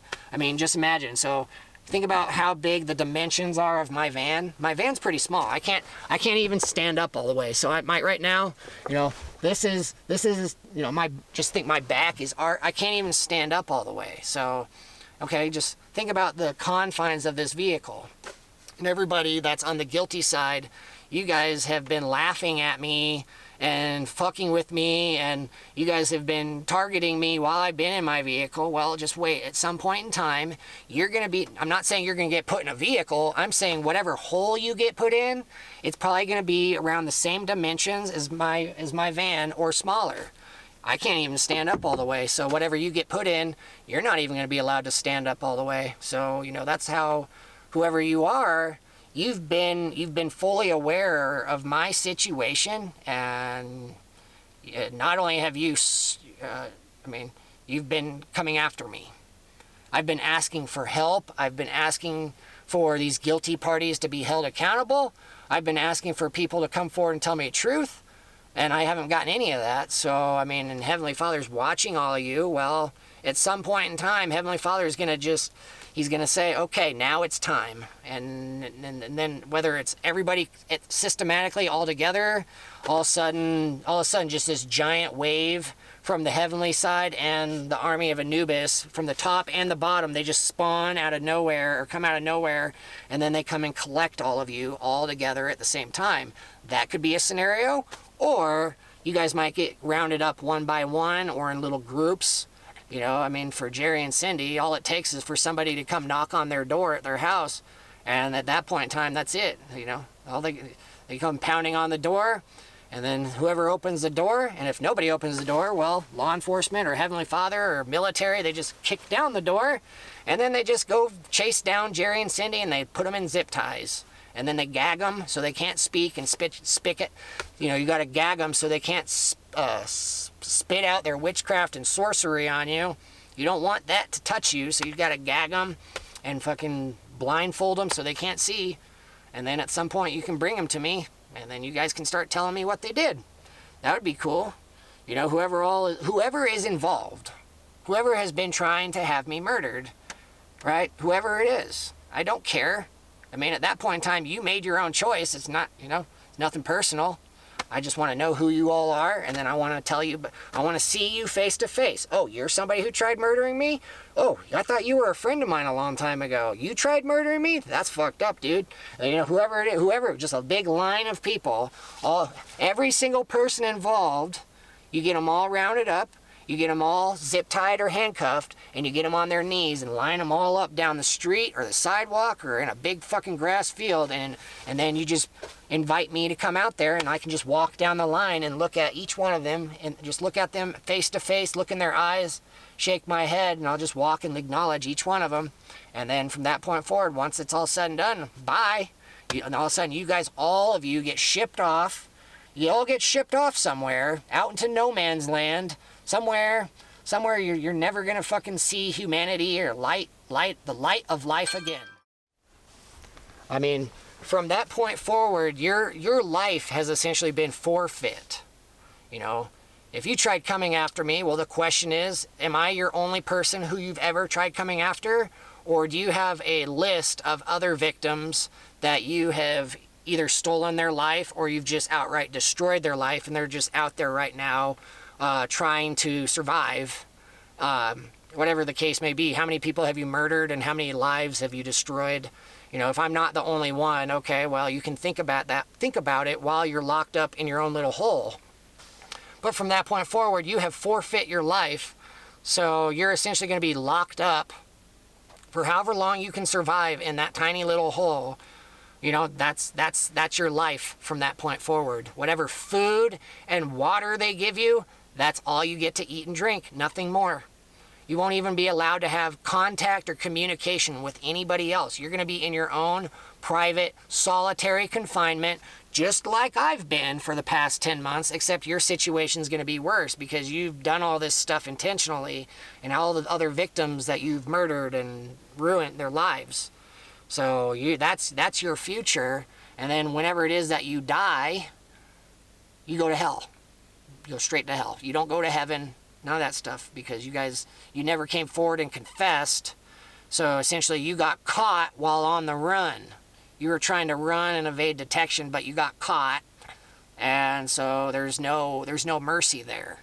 You were trying to run and you get caught, so there's no mercy, there's no forgiveness, there's no redemption, there's no salvation. None of that stuff. You're condemned and you're done. You're done. And so that's what a lot of you have signed off. You signed off on that by trying to come after me how many fucking times? Huh? And I'm just saying, I'm still alive, and there's nothing anybody that can do to make me forget about it, or all of a sudden I just don't remember, and then everybody just walks free. Well, that sucks for you. I'm not going to forget about it, and also at the same time, I'm still in my van. My life has still been stolen. Everything I've wanted to accomplish in my life, it's all been squandered and destroyed. So all my dreams and ambitions and goals that I had for this lifetime, that's all in the back burner. I can never attain those things in my current situation. Okay, so what I'm really getting at is, as time moves forward, you know, over these next weeks, months, however long I survive, well, all I'm going to be doing is allocating all of my energy and time that I can muster up, speaking on camera, writing on Instagram, and just calling everybody out, asking, where are you guys? Out of everybody out there, where are you guys? All this time has passed and not one person has come forward yet. Where are all you guys? I know you guys are watching. I know you can hear me. You know, it's pretty fucking obvious. There are many times that you guys have full on exposed yourself and revealed yourself, and there's no take-backs. So I'm just sitting here wondering, when are you guys going to come forward? Because you cannot maintain this charade for much longer, because it's too late. It's too late. You guys can only give me breadcrumbs for so long. I mean, like right now, you know, like I said, last week I received a thousand. I had $1,100 donated, and then after PayPal took out their fee, it came out to like $1,066 or something. Okay, but I mean, I'm very grateful for the money because it allows me to continue eating.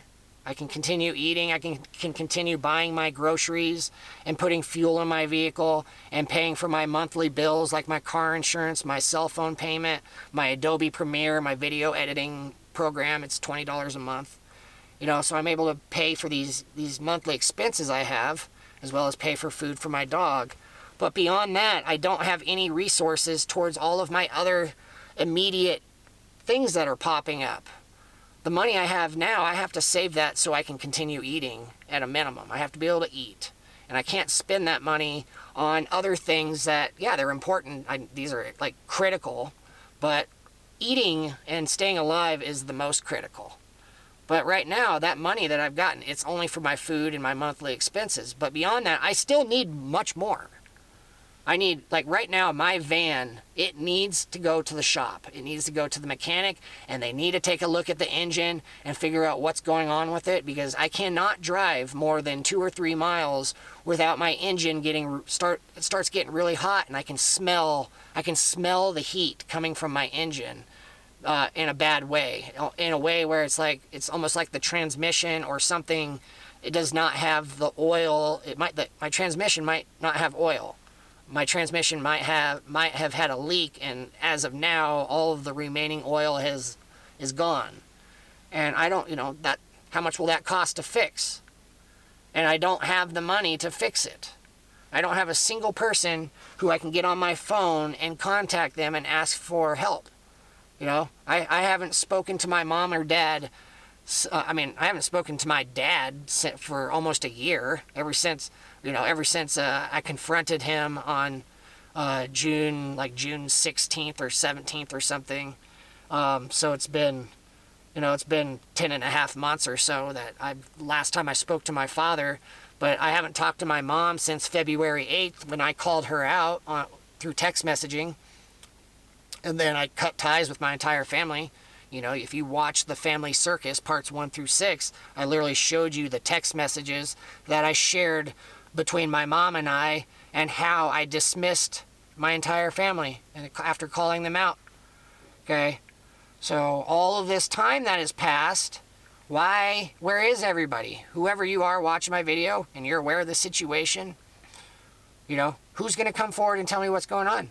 And then who's going to tell me, regarding my mom and dad, if you guys all you guys are refusing to arrest these people, well, I need to know why you guys are refusing to arrest them. If you guys want me to calm down on your reasons why they haven't been arrested, okay, well, you need to tell me why. I need specific reasons to justify the excuse given as to why my entire family, as well as Dan and Kelly, why they're still being allowed to walk free, while I in an alternate scenario, had they gotten away with what they were trying to do, I would have been locked up for the rest of my life, based off them trying to set me up, and that's a crime. That's a big crime. If their intention was to make me get a life sentence, whether in prison or a mental institution, well, as far as karma, they should get back exactly what they tried doing. If they tried getting me locked up so that they can walk free from all of their crimes, well, they exposed themselves. I caught them, and I've given my testimony, which means whoever you are, if you're in law enforcement or the military, I've given you what you need to go arrest them, and you guys can charge them with attempted murder and whatever other charges you want to tack on, where you can essentially give them a life sentence, and then nobody has to deal with their bullshit anymore. Literally everybody who's not part of this sadistic, fucked up, disgusting stuff that's been happening, you guys are all sick and tired of these people just walking free. Well, I've given you guys what you need to turn around and go incarcerate them and arrest them for the rest of their life. And then nobody has to deal with them anymore. And then everybody else, we can just move on with our lives, and we can try and fix and repair all the damage that they've inflicted. On the individual level, the family level, the community level, the state level, the national level, the global, the world level, we can start repairing and fixing and healing everything that's been damaged and destroyed or stolen from all of the innocent people involved. If you guys are not willing to do any of this, well, I'm saying, and then you guys continue just ignoring my existence, you allow them to walk free and you continue ignoring my existence, and all you give me is breadcrumbs. Well, again, my vehicle is about to fucking just terminate. I don't have money to have it fixed. which means how many times, how much longer am I going to be allowed to drive around before the engine just poops out on me or whatever, and then that's it. Rather than having a cheap maintenance repair, I have a full-on totaled engine, and so I will essentially need a new vehicle. And all of you guys are just sitting back, refusing to contribute the resources I'm asking for. And after all this time, you know how offensive that is to me? You know how offensive and disrespectful that is to me? Knowing that however many people are watching my videos, these resources are being withheld from me. The guilty people are still being allowed to walk free. Nobody's telling me what the fuck is going on as to why nobody's pitching out resources. And so if you put yourself in my shoes, can you imagine how frustrated I'm getting?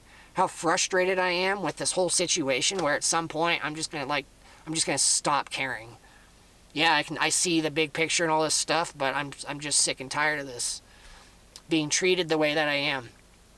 I'm saying, why? If you guys don't care about me enough to come forward and acknowledge my existence, why should I care about you? Why should I try and protect anything that is within this environment, this reality, this world? Why should I protect anybody? Why should I step in the middle of these bad guys out there that are targeting all these innocent people? Why should I step in the middle of that, where at the end of it all, I get these fuckers dealt with, and then you guys, you don't even tell me thank you, and you just turn around and just walk away, and you don't even acknowledge, you don't say thank you, Brandon, for protecting us. Okay. Well, I mean, you can only do that so much. And then not only do you not even tell me thank you, but you guys, you literally just, from that point forward, now that the threat is dealt with, you just pretend I don't exist. And you guys won't pitch out any resources to help me with my immediate needs. My van is about to poop out on me, and I need money to get it fixed. Where if my van breaks down, wherever I am when it breaks down, I will literally sit tight, and I'll just sit there. I'll just sit and wait. I'll just sit, wait and wait and wait and wait. And at some point, somebody's going to pull over, and they're going to ask me, like, what's going on, man? You need help? Like, yes, I do. I do need help. You know, if they offer to tow me into town, cool.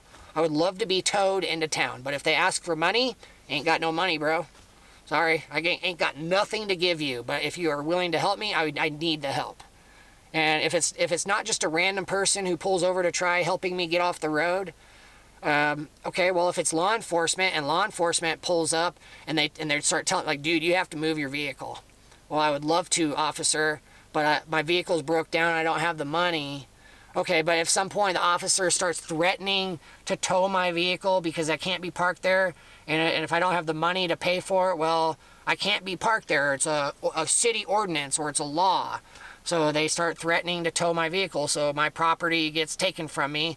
And then behind it all, the officer never asks me about my situation, or they might know about my situation, but they play stupid. So they don't even act concerned about my situation, nor do they offer to help me, nor do they acknowledge these guilty people who I've been pointing my finger at. So essentially their focus is getting my vehicle off the road or moved, so it's not a disturbance for everybody else. So everybody else doesn't have to look at me sitting tight because I can't move. So, you know, I mean, whoever it is, if we end up in that situation, well, I'll be as respectful to the officer as I can. But whatever officer shows up, that officer he's going to have a handful to deal with.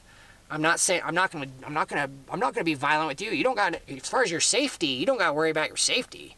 But as far as you trying to boss me around and threaten to take my stuff, well, I'm just going to sit here like, I don't know what to tell you, sir. I've been calling for help from law enforcement for all of these years, and especially these past 10 months. My own mom and dad, they had somebody drug my dog and snatch him out of the house. They tried setting me up back, 10 months ago. I've been asking for help from law enforcement for all this time. And here you are, officer. Thank God you're here to help me. Right? Thank God. You're here to help me, sir. Let me tell you all about it. And then if they don't believe me, I'm like, okay, I understand. It's a lot for me to just pile on your plate right now, which is where my YouTube videos and all my Instagram comes into the equation. Whatever you need to do, sir, if you need to go sit in your patrol car and read my Instagram posts and get caught up, if you want to just pretend, because we're all pretending, right? Everybody's pretending. So whoever I encounter, you pretend you don't know me. And so everybody, we just play this anonymous game. Okay, well, if you're going to play the anonymous game and you start threatening to tow my vehicle, well, I'm sorry, sir. I'm doing everything I can to survive. I'm almost starving. I had nobody, no help, nobody to talk to. Like, I'm in dire situation. People are trying to murder me. Well, if the officer accuses me of having a mental issue and doesn't acknowledge anything I share, well, like, bro, you can't accuse me of any of that stuff. Get on my YouTube channel. Get on my YouTube channel. There's over 110 hours. Get on my Instagram. There's over 440 posts that I've shared letting you know what the situation is and why I'm in this position to begin with. You want to know why my vehicle is broke down and why I'm broke down on the side of the road and you're trying to get me out of here? Well, let's go back in time. It all began when my mom and dad tried drugging my dog and getting me set up, and then I escaped it. I survived, and then I got this van, and I've been in my van for the past 10 months. I've been just moving around all the time, getting chased by these fuckers. I've been asking for help this entire time, and I'm getting chased. You know, wherever I go, I can never just put my guard down, because every time I put my guard down, something happens. So, here you are, officer. Are you prepared to help me? Or are you going to just turn around and drive away? And then it's like, bye. Nice try. You know, but I'm still broke down. And I mean, if it comes down to it, you guys can literally pretend you don't see my vehicle. I broke down. You're like, oh, we don't see your vehicle. We don't see you. Just drive on by. Okay, well, I'll just sit tight. And then eventually I'll run out of money. And then at some point, you know, I'll starve. And then once I'm dead, then you guys can deal with me.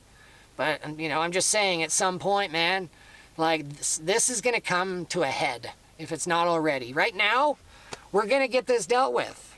In the near future, all these guilty people, something is going to happen. Somebody's got to come forward and tell me what the fuck's going on, because all I'm going to do is continue maintaining this course that I'm on, where I'm just getting on camera, just calling you guys out, and just letting you know how much of a joke this appears to be. Like, this is just some disgusting fucking joke at this point. It just seems like a very disgusting joke that's gotten out of hand, and nobody knows what the fuck to do about the situation anymore. You guys are so scared of telling me what's happened. I don't know. But at this point, I mean, what am I supposed to believe? All this time and everything that's happened, and I'm still sitting in my vehicle talking on camera, and I haven't had a conversation with anybody for a very long time. So, I mean, I go the entire week without really talking. Well, I mean, it's pretty easy for me to speak for 3 or 4 hours because I just spent the entire week essentially in silence.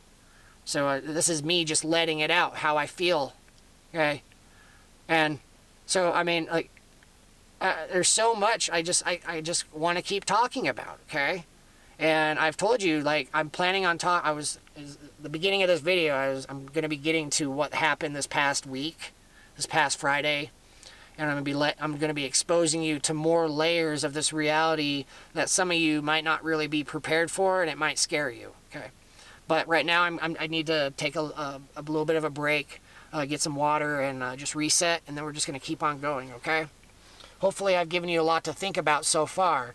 The big question is, where is everybody, and who's going to come forward and let me know what's going on, and what are we doing about the situation with these guilty people whom I've caught and I've also confronted, and, like, what are we doing?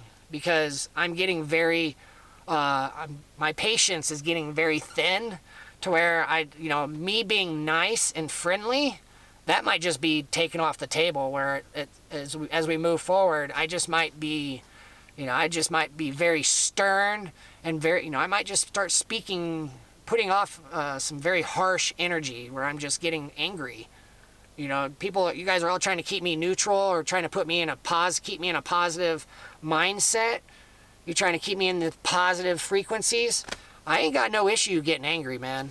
You guys, if everybody that wants to see me angry, well, I can show you my angry side, and then everything just gets scarier. Everything just gets scarier for everybody, man. Because, I mean, if I'm getting angry, well, that's going to affect, Heavenly Father and all of them. They'll probably start getting angry. Everybody just starts getting angry because we're all getting sick and tired of this shit. And then everybody on the guilty side, you guys are on the receiving end. All of you guys that are guilty, you're on the receiving end of that anger. And I'm saying, any of you, you want that to stop, and you're terrified of it, okay? You don't want to be in the nightmare anymore? You want the nightmare to stop, okay? I want it to stop too. But it's not going to stop until somebody comes forward and tells me what's going on. Because as of right now, I can't trust a single person in this reality. I've said it a couple times already. Every single person I cross paths with who talks to me, in the back of my mind, I have to be aware that they might not be who they appear, and even though they're being friendly to me, they might not be my friend. So whoever you are, if you actually want to be a friend of mine, you actually want to spend time with me, you want, you're wanting this darkness to go away, and you're wanting to have these positive relationships and friendships amongst each other, none of that can ever happen until all of you combined decide to confront the evil that's in this world. I've been confronting it, but I can't go out there and I can't do everything. Not in my current position, not in my current physical body I can't, which means it's a big team effort. So whoever you are,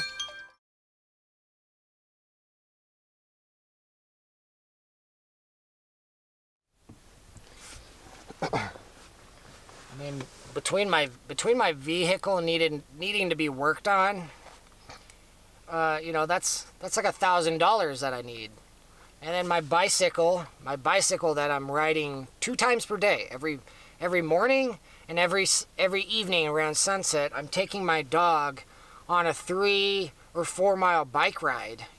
And that's twice per day. So Malaki is getting, anywhere between like 6 to 8 miles per day on the bike. And if you multiply, that's every day, 7 days per week, and then, 4 weeks per month. You add it all up, man. I'm doing, so I'm doing what? So if we just go with 6 miles every day, so that's like 36 miles per week. And then, every 2 weeks, so that's what, like 72 miles? 72 miles every 2 weeks, okay? So that's 144 miles per month that I'm putting on the bike. And so that's a lot of wear and tear on the brakes, on my gears, on the crankshaft, on the entire bike, the chain. My bike is pretty much at the end of the line where you could almost throw this thing, take it to the dump and throw it away, because it needs a whole lot of work on it as far as getting new brakes, getting new sets of gears, all of this stuff. That's like $400 or $500. So between my vehicle and my bike alone, I need like $1,500 to $2,000 just to get this stuff fixed. But if nobody's willing to pitch out those resources to help me with those needs, well, at some point my van is going to be out of commission, and I'm no longer going to be able to take my dog on bike rides, and I'm just going to have to walk everywhere. From that point forward, I'll just have to walk everywhere, and Malaki no longer can run. The only running he's going to get is when I take him somewhere, when I walk somewhere that I can let him off leash to let him burn some energy out in a grass field or on a hiking trail. So I have the foresight to see what's ahead of me if none of you guys are willing to come forward and be honest and help me. And if I have to walk those steps and these things happen where the next thing I know my van doesn't work and my van is broke down and my bike is out of commission, well, imagine how angry and frustrated and upset I'm going to be at every single one of you who know about me. So every single one of you who know about me and my situation, and you've heard my calls for help, and not only have you refused to come forward and speak to me and acknowledge my existence, you've refused to pitch out resources to keep me moving forward. And that's when we get to the situation, if all of this stuff happens, no, I'm not going to become violent. I'm not going to go make a public scene, go out in the public and just start creating a shitstorm for the community to figure out what to do, because maybe they don't know. Maybe they do know. But I'm not going to fall into that trap. I'm just going to sit in my van and wait. I'll just sit in my vehicle. I'll take care of my dog to the best of my abilities. The money that I do have, well, that's for food. And that's going to continue being for my food and all of my expenses throughout the week. I'm asking for more contributions so I can get my stuff fixed. But if you guys don't want to do that, well, I guess I'm just sitting tight, and I'll just sit and wait until everybody gets sick and tired of seeing this vehicle not moving and seeing somebody sitting in the van, you know, over 20 hours per day, and he won't ever move. Who's going to come forward and tell me to move? Because whoever tells me to move, I'll be like, I'd love to. I would love to move, but, you know, I'm in this shitty situation right now, and nobody wants to even acknowledge my existence, and I don't got any money, so I can't move. You can call the cops if you want to. Welcome to it. The cops are welcome. The law enforcement is welcome to show up, and then we can open that door. And I feel sorry for whichever officer does show up, because I'm just going to dump all of that on their plate, and I'm going to expect them to do something about it. And if they don't do something about it, well, all I got to do is get on camera. That's all I got to do, literally. Yeah, the officer can literally, you can literally steal my stuff, officer. I'll keep my camera, and I'll keep my laptop, and I'll carry as much as I can, but you're going to take everything else. That's okay. I'm just letting you know I'm going to get on camera. I'm going to look, what's your name, sir? Officer? Okay. I'm going to get your name, and then I'm going to get on camera, and I'm going to start talking about, everybody's going to wonder why, you know, because I've been doing all my recordings in my van, and then all of a sudden I'm doing a recording and I'm not in my van. Well, I'm going to let everybody know why I'm not in my van, and I'm going to let everybody know what just happened. So that officer, well, somebody's going to come find you and ask you questions about why you just took Brandon's van. Why you, rather than helping Brandon and going after these people who have tried murdering him and his dog and all these bad things that have happened to him, you just took his van. Okay? So welcome to it. You guys want to play that? You guys want to play that hand on me? I'm prepared. I have the foresight to see that my vehicle, it's not going to last much longer, and my bicycle's about to, I'm about to just throw my bike in the trash because I can hardly even pedal it anymore. When I take Malaki on his bike rides, all I'm listening to is the creaking and the cracking of my crankshaft and the gears.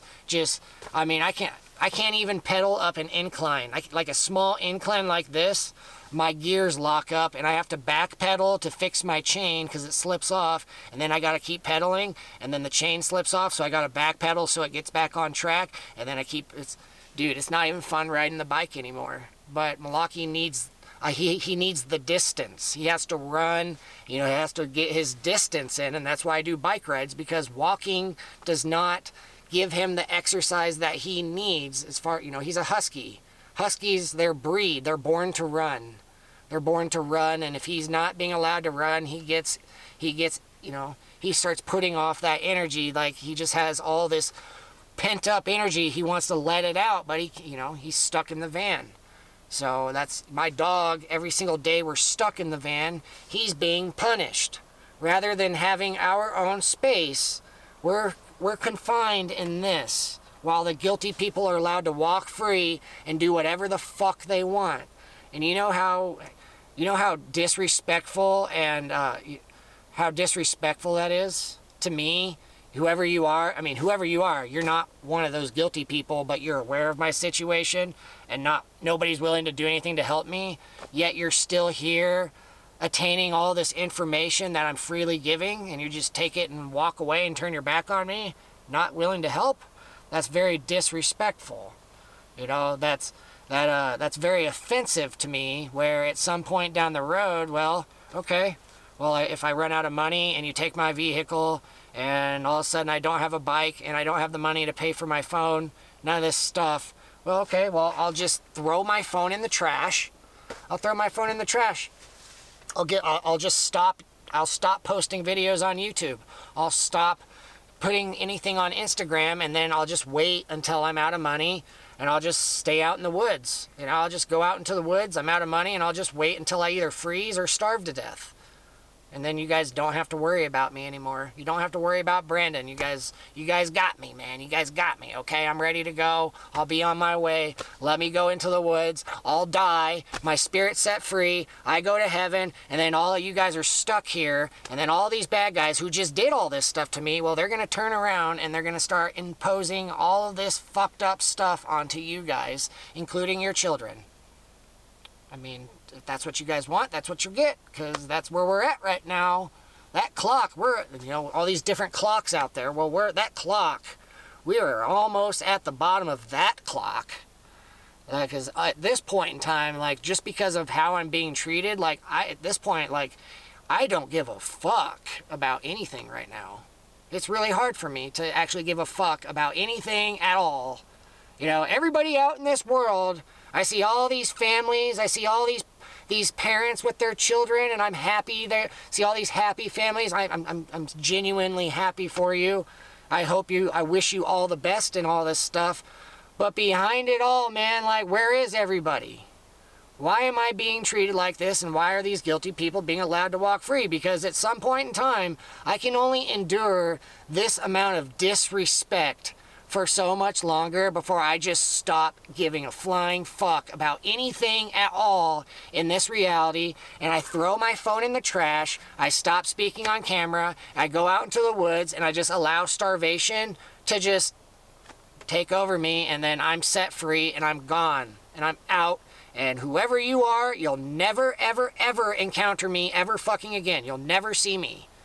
Which means if I'm up in heaven, whoever you are, you're definitely not going to be allowed into heaven. And you're not. I don't care. I mean, unless Heavenly Father gives you the green, unless Heavenly Father himself gives you the ticket to come home, don't look to me, because I'm gone, dude. Fuck you guys. That's how you guys are treating me so disrespectfully. It's so offensive to me at the end of it all. If you guys, at the end of it all, at the end of this, out of everything I have given and have sacrificed on behalf of all of you so that none of you would ever have to go through the shit that I have, at the end of it all, not one person can come forward and tell me thank you. Not one person can contribute any resources my way at a minimum to help me get my van fixed and my bike fixed. You can't do that? Well, that's very disrespectful and offensive to me, where I'll just leave. Bye. I don't care. Fuck you guys. You know, if you end up making it in heaven, well, you can come find me if you can. If you make it to heaven, you can come try and find me and maybe apologize. But after that, I'm just going to probably leave you, just go away. And then at that point, if I am who I say I am, right? I've let you know I'm Heavenly Father's son, which means, I've let you know that, even though I was born into this reality and I was given the name Brandon Michael Durgan, well, my spirit, I've announced who I am. And once upon a time, you guys might have known me as Jesus Christ. Okay, that was a different lifetime, a different name. Okay, well, what's my real name on the other side? Well, I'm just saying I'm Heavenly Father's son. Okay? And, I mean, you guys just outright disrespected me in such a severe way where, yeah, I'll protect you guys just to protect this reality from this evil, because we don't got time for the evil. But once the evil is wiped out, none of you guys are ever going to encounter me again. I'm gone. So none of you guys can pray to Jesus or ask for Jesus to help you, because I'm just gone. Why are you praying to me? What are you praying to me for if when I'm down here, while I'm down here, you won't even come forward and acknowledge my existence at all? But when I'm gone, you start praying for me and asking me to help you. Like, I'm right fucking here. Sorry for swearing. But this is also anybody who gets upset with me cussing and swearing and dropping the F-bomb. I mean, like, just understand this path I've been down, and I've been isolated for all this time on my own, and all this evil, messed up stuff I've encountered, and all the bad things that have happened to me, all these bad people I've been around, and their energy I've absorbed. And then after all of it, you guys are getting upset or offended when I drop the F-bomb or I curse. Like, dude, I have so much anger and frustration inside me. By swearing and cursing, I'm kind of letting that out. Just get it out of my system, because I have a lot of stuff in me that I want out. I got to get it out of me. Get it out of me. And when I get it out of me, I feel better, and I can get calm again. And if you guys just don't like that, and you just turn your back because I cuss and swear or whatever, you can't be Jesus because you say fuck. Okay. Well, that's just you running around with this idea in your brain that Jesus is this perfect person who he just walks this absolute perfect thing, not one swear word.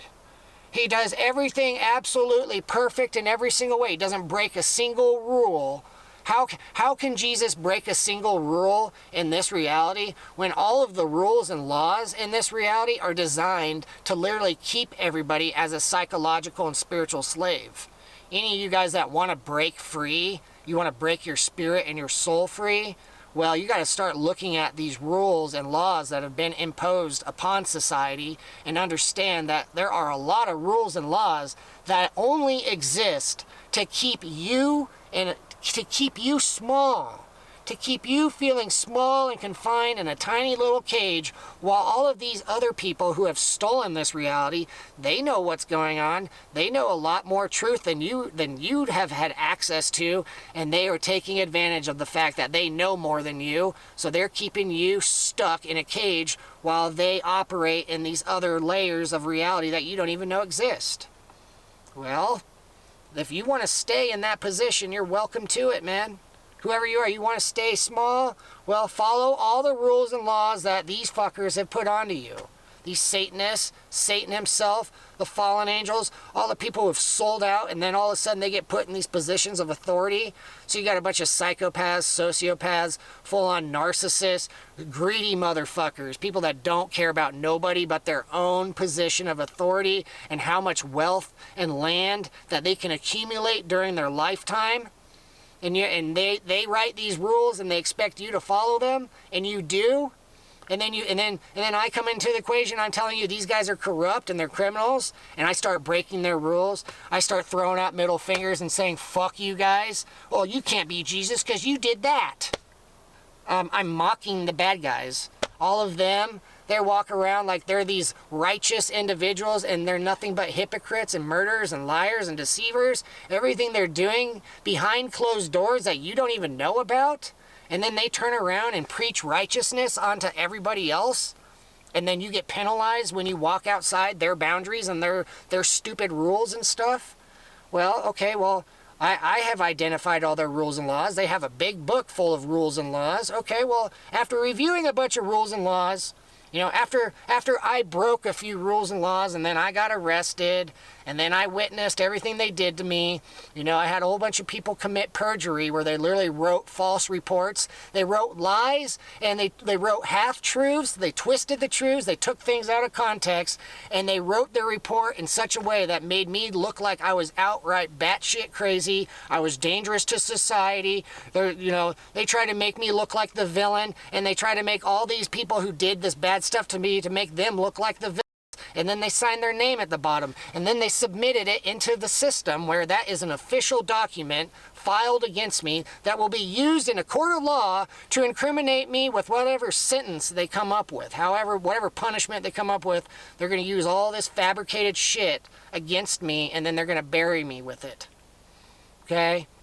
So this is what I've been dealing with, and I already went through that ringer. I did 12 months locked up. Right now I am a convicted felon. On paper, I'm a felon, and I'm a convicted arsonist. I'm an arsonist on paper. So when I walk around, if I try to go apply for a job or try to get I apply to get my own apartment or into a house, and I have to fill out a housing application, and I have to, there's that question. I've already said this in a previous video. I get that question, are you a felon, or you ever been convicted of a felony? Well, I have to mark yes, then I have to say what it is. Well, yes, I'm a convicted felon, and I'm an arsonist, right? So all of a sudden, I'm disqualified from all of these opportunities in this world based off of fucking lies. Because if you went back in time, back to 2019, how many times did I go to the Redmond Police Department and the FBI to try and get help? I went as far as writing a 300-page 320-page report on as much as I could remember is regarding Dan and Kelly and my time spent with them and what I experienced and what I encountered during that time frame, right? I wrote a 300 and some page report. I spent my own money. I was already broke, and I spent like $300 getting nine books. I don't know. I don't even know how many. I spent like $400 getting hard copies of this report printed out, which I drove and delivered at the Redmond Police Department and the FBI, and they took the reports. But then, days and weeks passed. Not one officer contacted me on the phone, nor did an officer have a conversation with me about those reports, nor the FBI. The FBI didn't have any conversation with me about the reports. And then after that, I tried to surrender the handgun and the knives and the ammunition that Dan had given me, and the police and law enforcement wouldn't take it. They literally sent me on my way with those weapons. They knew I had those weapons, and they sent me on my way with them, even though that handgun was not registered in my name. It came from Dan, and I knew nothing about the gun or its background or what that gun has been used for. For all I know, that gun could have been used to commit murder. Somebody might have been murdered with that handgun how many years prior before Dan gave it to me, and that could have been evidence that the FBI or the police could have used for an unsolved murder, but they just sent me on my way with it, even though behind it all they are treating me like I'm dangerous to society. And then when I did get arrested, they charged me, Deschutes County charged me with those weapons. I got 4, I think, were they felonies? I had 4 felony counts of unlawful use of weapons. One for the handgun, and then the 2 knives and the machete. I tried surrendering all of that stuff. Not the machete. The machete didn't come from Dan. That was just a family. That came from used to belong to my uncles. But, before my arrest, I made that video, when I confessed to what I did at Kelly's house in Eureka. I also showed those weapons, and I showed those weapons just on video. I never used those weapons against anybody. I just had those weapons in my person with me. They, it was all part of the thing. I tried surrendering it, and you guys sent me on my way, and then so I got it carried on me. I never used them, but they still charged me just because I displayed those weapons on my YouTube videos. They used that against me when I got arrested and held in Deschutes County for 3 months. There's 4 felony counts. And then 2 days before my court date in Deschutes County, because I had charges against me in Deschutes County as well as charges against me in Humboldt County down in California. And then so, in Deschutes County, they had a whole long list of charges. And then 2 days before my court date, all of those charges got dropped. Every single charge that Deschutes County had filed against me got dropped. And then because I was adamant on going to trial. I asked my attorney, well, if we go to trial, does Kelly and Nate, do they have to drive down, or do they have to drive up to Central Oregon, and they have to attend the trial, right? Because that's part of law. They can't skip the trial. If I'm being held on trial against them, they have to testify. And so I was asking my attorney. She's like, yeah, they have to. And I'm like, okay, well, I want to go to trial. I'm not going to take a plea deal. I want to go to trial. I want to confront these people in front of a jury, and however many people show up, I'm going to confront these fuckers for what they've done. And I'll explain why I did what I did. I was self-defense, even though I drove all the way down there and started a fire on her front porch and threw a rock through her window. And then I drove back and confessed to it. Yeah, I'm guilty of doing that, but behind it all, they were threatening to kill me and my dog. Kelly literally sent me a message. I didn't get it screen recorded. I didn't get it screen grabbed because this was at the beginning stages of when Kelly started harassing me from these other accounts. She had her account collectively unstable, but then I found out she had a whole bunch of other anonymous accounts that she was operating from incognito, so you wouldn't know it was her. Well, once she found out I wrote that report and submitted it to the police, well, that's when I started getting these messages from her from these other accounts, and she was threatening me.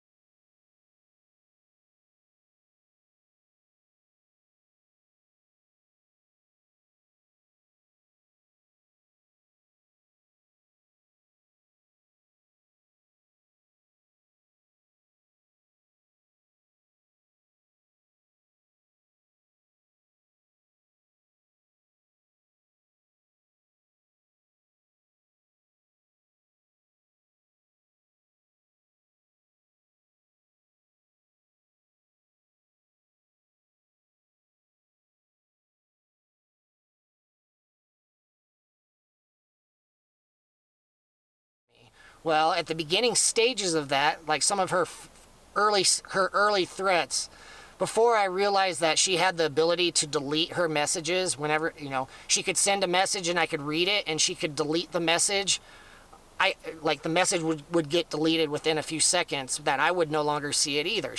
You could send a message and then you could essentially unsend and delete it. So during her first threats, like she had threatened to cut off my head, and her and her friends or whatever, they were going to cut off my head and pee on my dead body. So I had a death threat saying they were going to cut off my head and pee on my dead body. Okay, and mind you, Joe had been murdered the previous summer. So this was the summer of 2019 when I'm getting death threats from Kelly.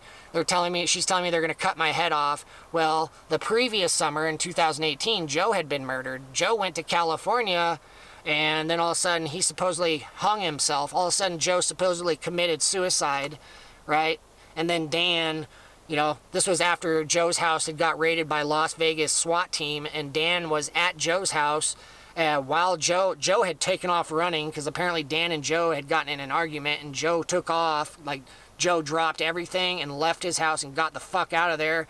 And then the next thing you know, Las Vegas SWAT team raided Joe's house. Dan is there claiming to be house sitting for Joe, and then Dan essentially claimed he had nothing to do with Joe's mushrooms, even though Dan was Joe's apprentice on, Joe had a magic mushroom business where he grew magic mushrooms, and Dan was his apprentice. Joe taught him how to grow mushrooms. Joe taught him how to cultivate them, how to harvest them, and then how, dry them, and then package them, and then ship them off to all of the customers that Joe was, there's people purchasing mushrooms online. The financial payments were being exchanged through like Venmo and PayPal and stuff, and then that money would get transferred to like Joe's bank account. Dan was in the middle of all this. Dan was helping with the entire process, including shipping these packages, taking the packages to the post office or FedEx or whatever, and then the package would get sent. Dan was part of all of it.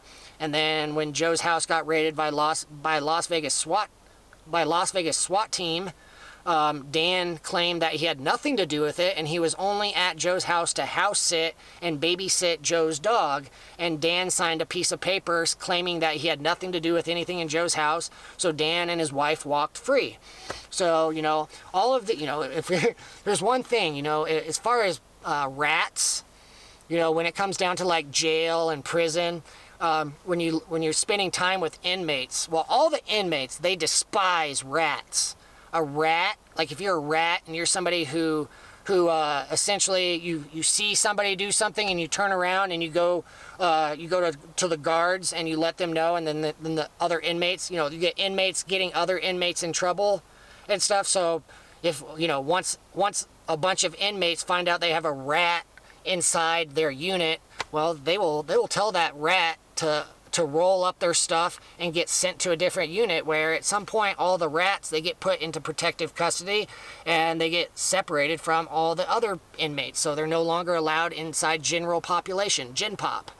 So I mean, just this thing, inmates, people who are on the bad side, a bunch of the outlaws out there, and you guys despise rats. Well, you guys want to know who the original rat is? Anybody who has pledged allegiance to Dan, and Dan's out there saying he hates rats and snakes and all this stuff. Well, I'm letting you know, Dan is a fucking rat. Dan set up Joe. Joe thought that Dan was a friend, and Joe literally taught Dan. Joe was a master of growing mushrooms, and Dan was somebody who he taught his craft to. And then behind it all, Dan stole everything of Joe's. Where after Joe died, Dan took Joe's dog, Dan took all of Joe's artwork, Dan pretty much had free reign to take whatever he wanted out of Joe's house, and Joe's family didn't get any of it. Okay? So, you got everybody you guys don't like rats, you hate rats. Well, Dan is a fucking rat. So all of you who you're an outlaw, you operate outside the law, and you can't stand rats, you despise rats, and you've been looking at me as somebody who's been jeopardizing whatever it is that you got going on, and you've been coming after me because you don't want me to compromise all of that. Well, and then at the same time you've been pledged to Dan, following Dan around, taking his orders, I'm letting you know, he is the original fucking rat, the original snake. He's the one that got this whole mess started to begin with. Not only is he a thief, but he's also a rat, and he'll do whatever it takes to get whatever he wants. And if you're standing in his way and you have something that he wants, he will destroy your life, and then you're the one who pays for it, and he just takes it all. And then so I'm just letting all of you guys know, anybody who's mad at me, why are you mad at me? Dan victimized me just like he's victimized all of you guys. He's stolen everything from everybody, and then behind it all, he doesn't give anybody credit. He claims it all for himself. He claims that it's all him. And I'm just saying, I caught, you know, when it comes down to Joe, like Dan stole everything from Joe, and then Joe died. And then Joe's family, they didn't even, I mean, they probably, I don't, whether they know the truth or not, they didn't even get access to Joe's dog or Joe's property. Dan took it all, and then from what Dan told me, Dan challenged Joe's family to come and try getting his dog. So from that point forward, Dan has had Joe's dog for all this time. And, you know, if Dan had it his way, he would have murdered me or whatever, and he would have taken my dog too, because he was trying. My time spent with Dan, Dan was trying to get Milwaukee to bond with him by giving him all these, like, you know, meat bones and food that I don't have the money to. I would love to give my dog bones, and, you know, bones that are like raw bones that he can chew on and dig out the calcium and all of that inside the bone. I'd love to, but I can't afford that.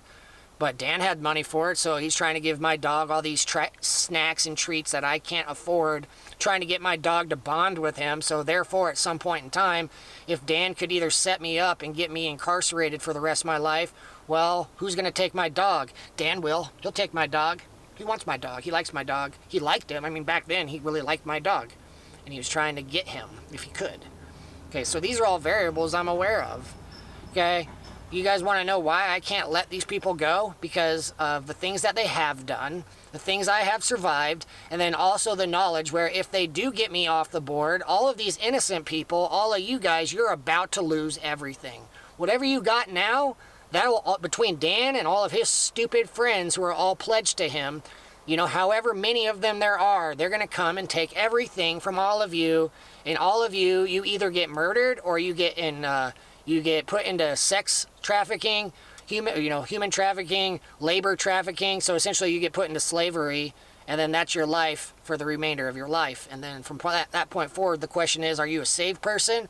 Because it would be a shame for you to lose everything in this life, and then when you die, there's no salvation for you. So rather than going to heaven and escaping this place, you just either go into hell, go straight down into hell, or you get reincarnated back into this reality while Dan and all his stupid friends are still here, and this reality is nothing short of a nightmare, but it's still not hell. Hell is still a separate place. This reality is not. Okay? So I'm trying to let you guys know, this place, this reality is on the edge of being full-on hijacked and stolen, and it's really going to depend on everybody who becomes aware of this for you guys to wake up and see these people whom I'm pointing out, as well as all these other people who I don't even know about, and then you guys having the courage, the bravery to not only confront them, but to hold the ringleaders, whether Dan, Kelly, Jerry, and anybody else up there that's orchestrating stuff like the puppet masters. You guys got to hold them accountable. And if you won't hold them accountable and you won't arrest them and incarcerate them for the crimes they've committed, you are therefore perpetuating the problem, and you're complicit because you know what's happening, and you're choosing not only are you choosing not to speak, but you know about me, and you're not willing to come forward and tell me anything, and you're not willing to help me get any resources that I'm calling for. I need my vehicle fixed, and I need my bike fixed. I also need money for the next month. I mean, this month is covered as far as my food and my monthly expenses. This month is covered in that regards, but I have a dire, major critical issue with my van that needs to get fixed before the engine just full on poops out and the van is essentially not worth anything anymore. Right now, it could just be a cheap fix, you know, $1,700, anywhere between like $700 to $1,500 to get this thing fixed, and then that would save the entire engine and the integrity of the vehicle, so I can continue moving forward. But if the engine just blows up or something, well, this van is not going to, the van is not worth the cost to get it fixed. And you guys set that all up and you allow that to happen by not contributing resources. I don't have the energy to do anything other than what I'm doing. I can't go get a job. I can't. I have, between everything that has happened and the PTSD I've accumulated along the way, and the fact that I have my dog and we are approaching summertime, I cannot leave my dog unattended in the vehicle for multiple hours on end while I'm just working for pennies, for chump change. I'm working an hourly wage for not much in return. While all of these guilty people, they have millions or billions of dollars, especially when you account for all of them combined and you add it all together, they have an infinite pool of resources to do whatever they want. And you're telling me I have to turn around and go get an hourly job just to build up a small amount of money so I can continue moving forward and continue speaking and continue sharing? I don't have that energy, and I'm in too much danger.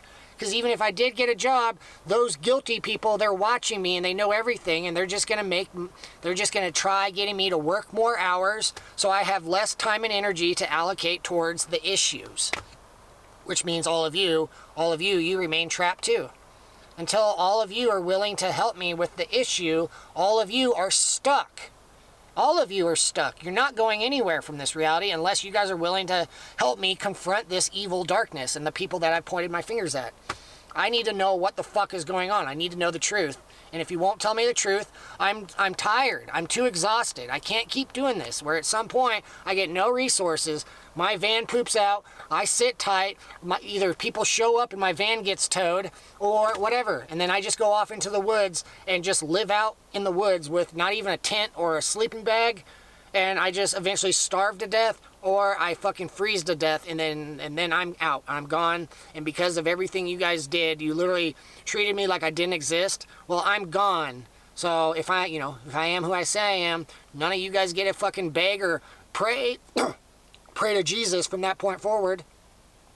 You know, if you're not raptured with me, if I die and Heavenly Father doesn't rapture everybody with me and we all leave at the same time and you're stuck down here, you're on your own. You're literally on your own. I ain't coming back. I ain't nothing. And if I do come back, I'm going to be coming down with an army, and we're just going to be wiping out everybody who's guilty. If I do come back, I'm going to be coming back with a big fucking sword. Just letting you know, a big sword. And if you're guilty, I'm going to put all of you straight into hell. If I come back, that's the only circumstance. Other than that, you're never going to see me again. But right now, I'm right here trying to be a friend. Right now, I'm really trying to just really get those who are the guilty, the really guilty ones, the ones that lied and deceived everybody, the ringleaders and the puppet masters. You can get them.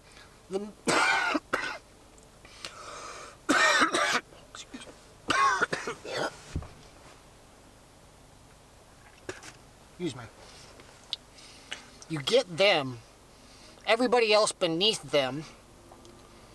It's just a matter of an individual level. I mean, what have you done? This is where you have to confess.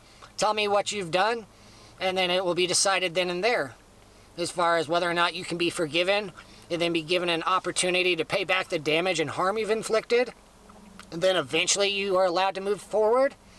Or, I don't know, everybody's going to have their... It's not the same answer for everybody. It's just a matter of whether or not you have the courage and the bravery to come forward and tell the truth and confess. But if you refuse to confess and you perceive you are above everything and that you can just walk free from the life you've lived and all the things you've done, and that you can just evade the consequences of it all while keeping your mouth shut, well, by the time you die, you're going to find out that was a huge mistake. Huge mistake. You should have confessed. At the end of it all, you're going to say, I should have confessed, because if you don't and you get caught, and next thing you know, you take your last breath and you die as somebody who has not confessed, nor repented, nor atoned, nor been transformed, there's nowhere to send you but straight to hell or back into this environment by fully wiping your memories, reincarnating you, and because this reality is just going ever so quickly downhill, because nobody's willing to confront these people that are committing crimes who perceive they're untouchable. All you guys are refusing to confront them. These people who I've pointed out are still walking free. Well, you guys are back into this reality with them. So everything they impose upon society, once I'm gone, I'm not here, man. I'm gone. You guys are on your own. Bye. You know? So that's where we're at right now. There's a whole lot more I would love to talk about, but I feel like I've really just made my point in this span, and this video just needs to be sitting on that. I don't need to start talking about other things right now as much as I'd love to, and I can just continue forward on my next video regarding mushrooms and these things that have been happening these past Friday nights. You know, on my next video, I'll talk about, you know, today's Friday. Tonight I'm doing mushrooms, right? So on the next video, you know, this is what I'm hoping for right now. On my next video, if I survive this next 7 days, when I do my next recording, I will try and just allocate almost all of my time within that video, just talking about all of these Friday nights for these past couple of months and what I've experienced while on my mushrooms. Because that can just be a long conversation in itself, where I'm just telling you a whole bunch of stories about things that I've encountered. It's just going to take a while to speak about it all, and I don't really have that in me right now. So that's something for you to look forward to on the next one. But right now, man, like, right now I am in a very critical situation with my vehicle and my bike. And so by speaking out loud now, I know people can hear me. So, you know, by the time I'm done recording and as the week progresses, I'm going to be sitting here waiting, you know, whether this week or by the time I get it uploaded on YouTube, and then a few days after, I'm going to be waiting for somebody to pitch out those resources. And I'm going to be, you know, just be waiting. Either you guys pitch out resources or my vehicle poops out on me, and then at that point in time, I won't have anywhere to go. There's no more videos I can give you other than to make another video letting you know that my vehicle just broke down and I have not received any resources. That will probably be the next video, you know. It just depends on what happens in the next 7 days, man. Whoever you are, in the next 7 days, the next 7 to 10 days or so, whether I get the resources or not, and then I'm either gonna have my van fixed or I'm gonna be out of my van. So with all that said, man, like, whoever you are, you know, what's your next move? Whoever you are, what's your next move? What are you gonna do next? I mean, I don't know how you can follow my channel and watch all my videos, and then when the video ends, you just turn around and just go about your day. I don't know how that's even possible, how you can just turn around and go about your day like you can just ignore all of this. Everything I've shared and the situation we're in, where whatever happens to me, it will directly affect your life in one way or another.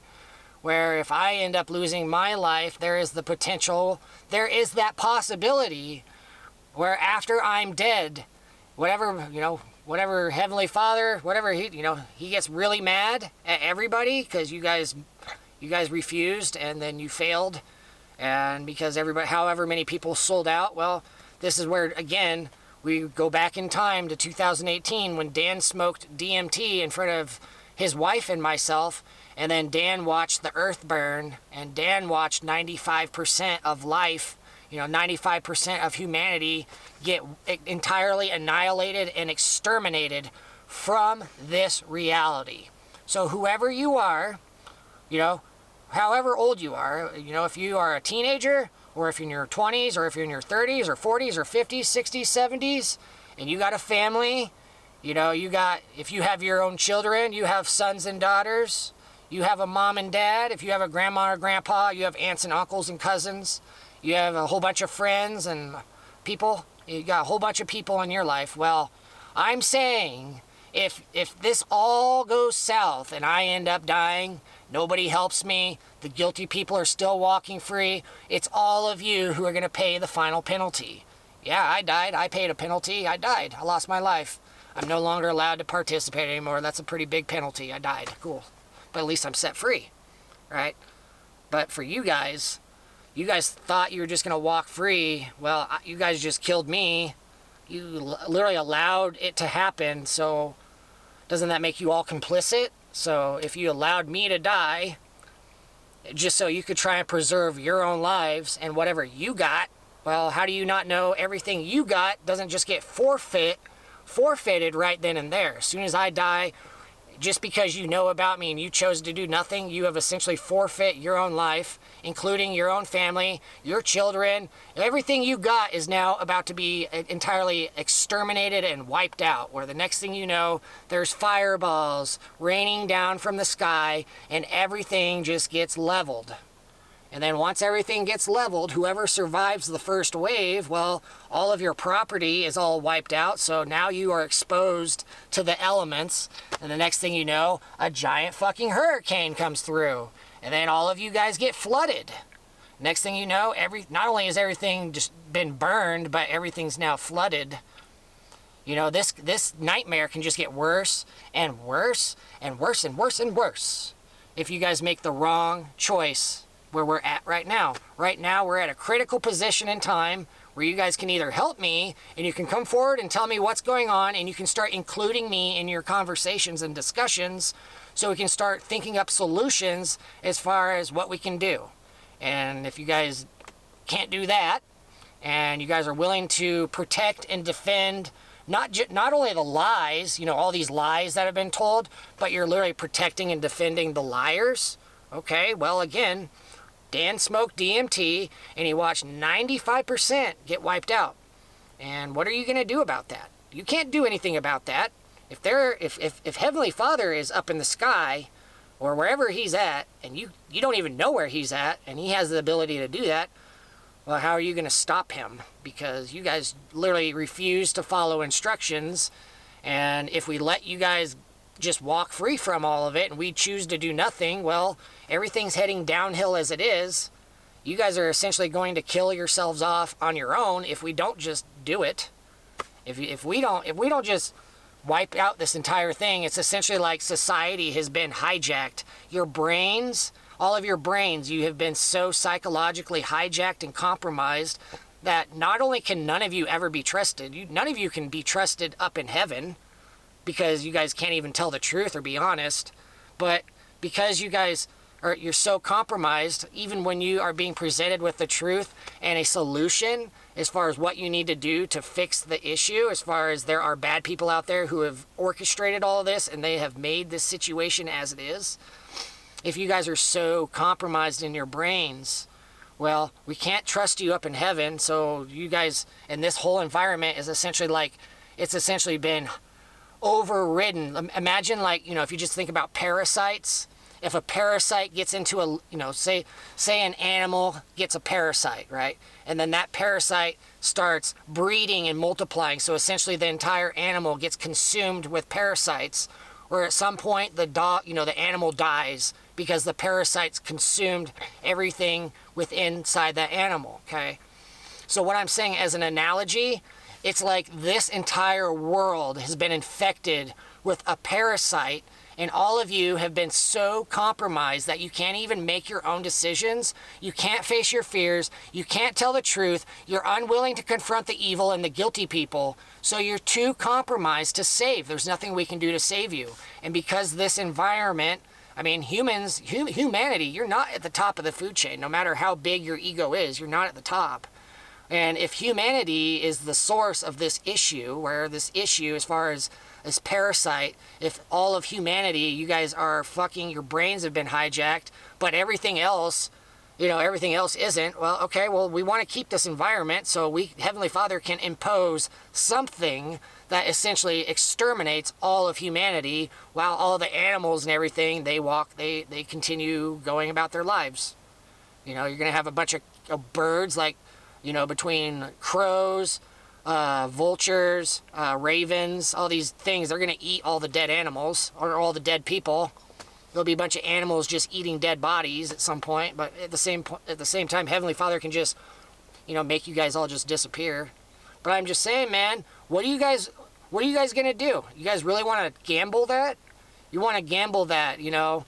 You guys want to take that gamble that maybe everything I'm saying isn't true and it won't happen, and you guys just sit back and do nothing, and you allow what I'm being subjected to, you not only do you allow it to continue and you allow the guilty people to keep walking free, but you also sit back and just wait for the day that I starve to death or something and then I'm dead, and then you want to gamble that, where as soon as I die, you want to make that gamble like you're playing Russian roulette on whether or not fireballs come down and exterminate all of you. And because none of you guys confess, well, you have nothing to look forward to. You can't go to heaven.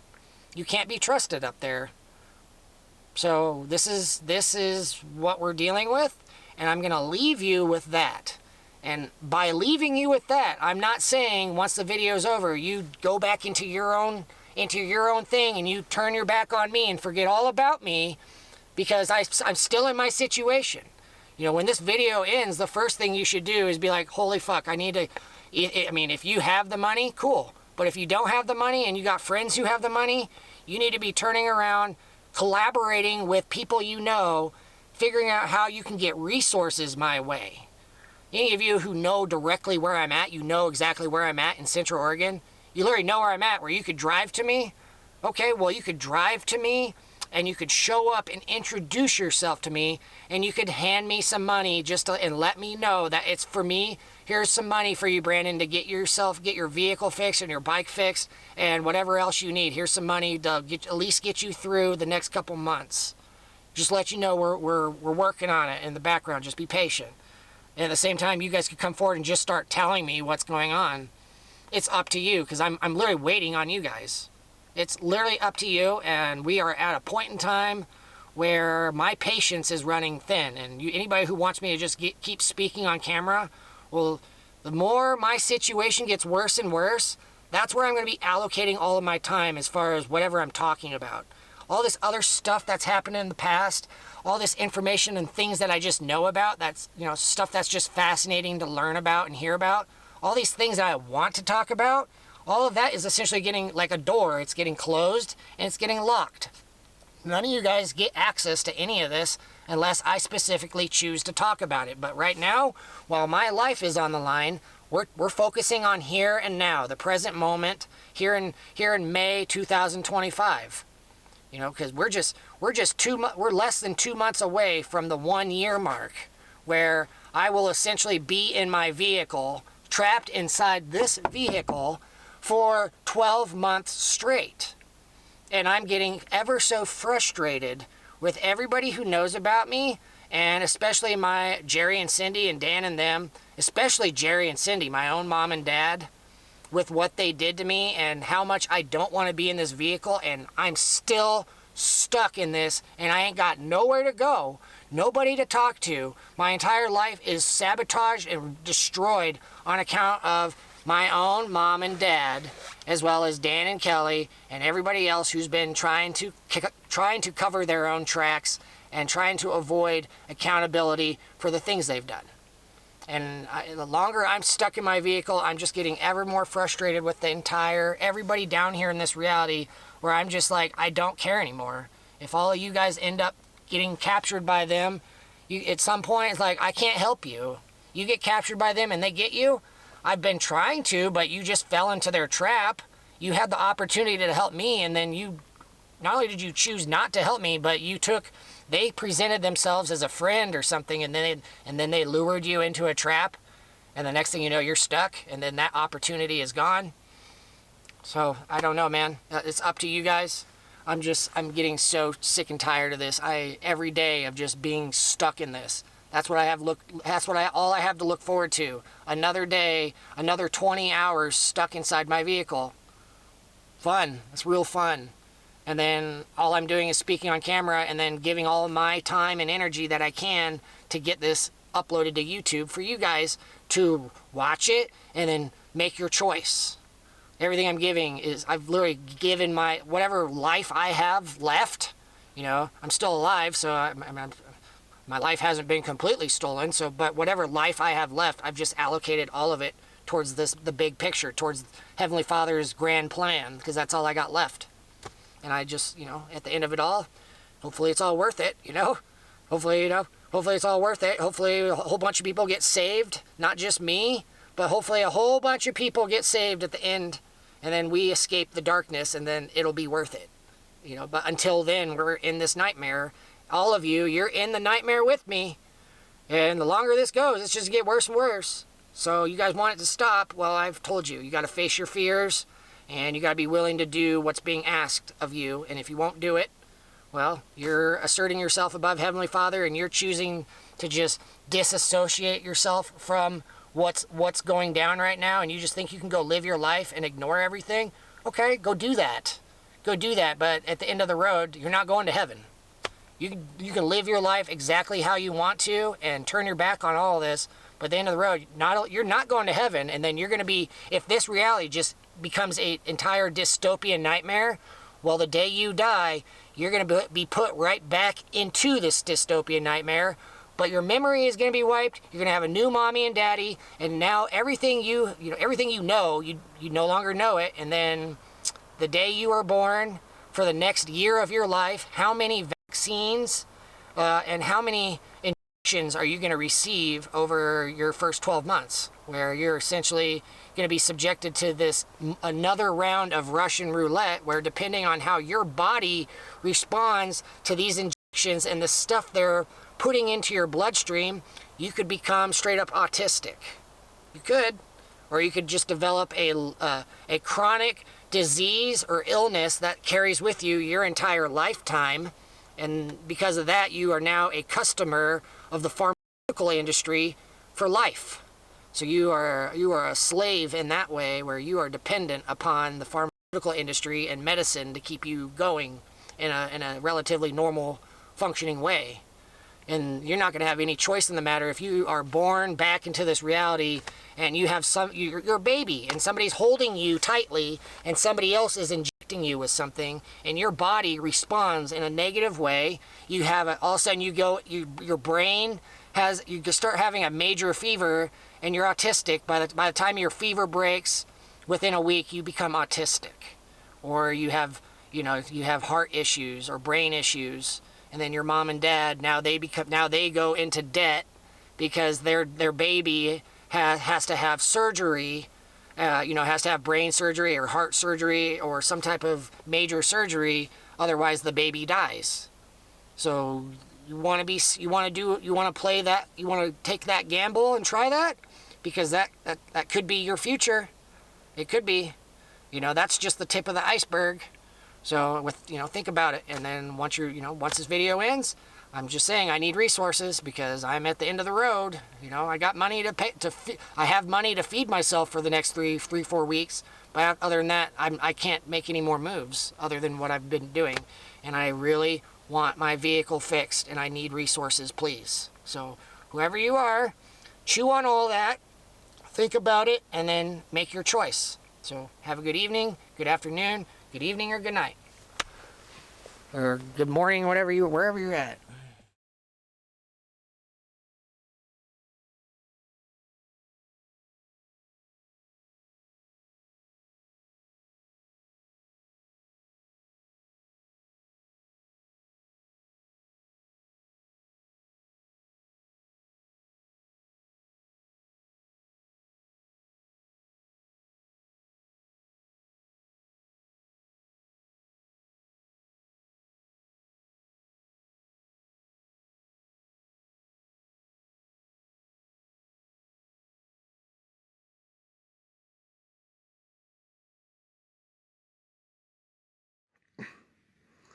Alright, let's record this live just to show you guys that I'm not talking to myself. So she just sent me this message, and I'm going to accept it and see if she'll engage with me right after I reply.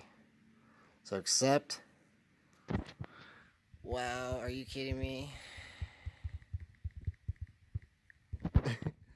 Just start it off slow, right? Just see how quickly it takes her to reply back. Oh yeah, I didn't even see this message, so she sent this today. I told you you'd pay for you skinny little rat freak. This page is next. Then you will rot the rest of your days on Earth. Now,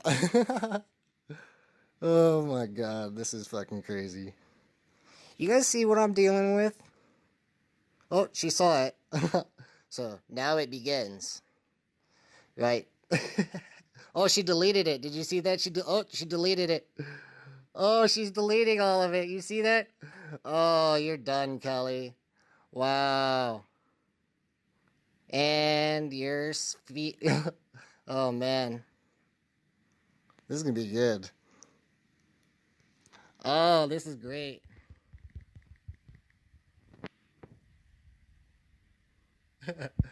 Oh, man. See, I already know her strategies, which is why I started fucking filming this before we even began. Before, like, she's already said she wanted to cut off my head and then piss on my corpse. She just did the exact same strategy. Yes. Yes, it is. It is great because she doesn't know that I'm live recording this right now. What? What?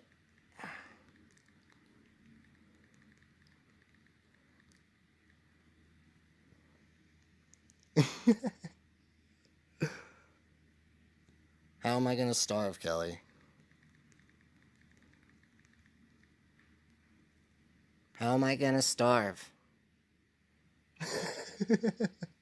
See, people think I'm fucking angry and mad when I'm getting this stuff. It's actually like, I'm just fishing. Watch you burn to the ground and go to hell. How? You're already done.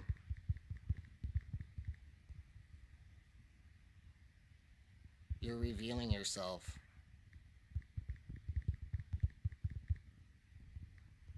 Everybody knows.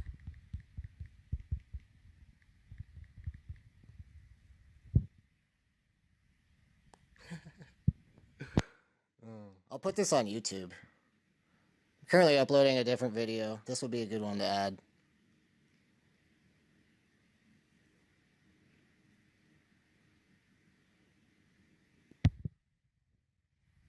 See, this is the arrogance that... See, she's really arrogant. She thinks it's all about these artificial numbers that are shown on the display board that Instagram shows. What about them? What about the fake numbers? It's an illusion. Illusion. Even yours.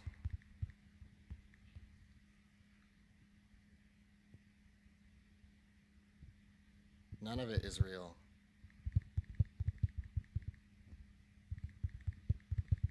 Why your puzzle pieces fail.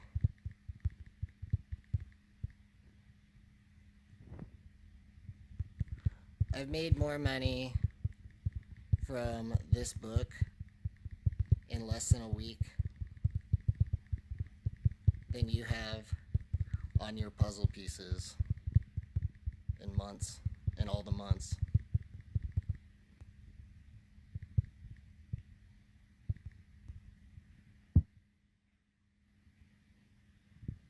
Even with my page deleted, people still asking.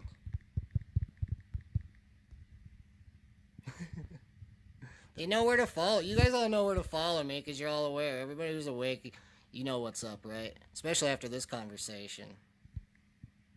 No, you don't. You're blind.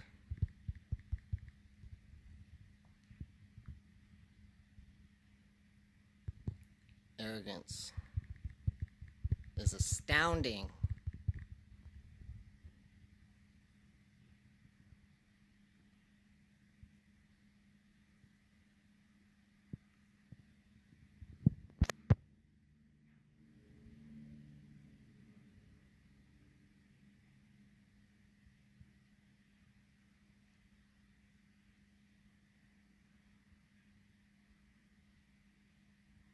Dude, I'm just waiting for her. You just gotta feed that ego, right?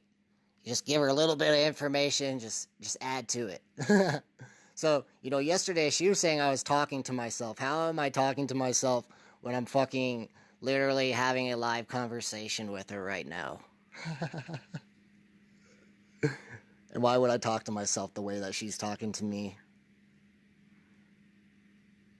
Hurry up and fucking type already, damn. She's gotta think of something really good to say. I'm waiting.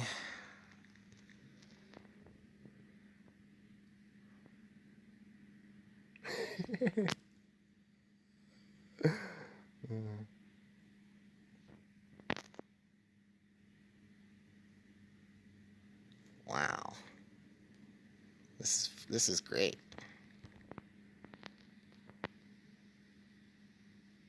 Thank you.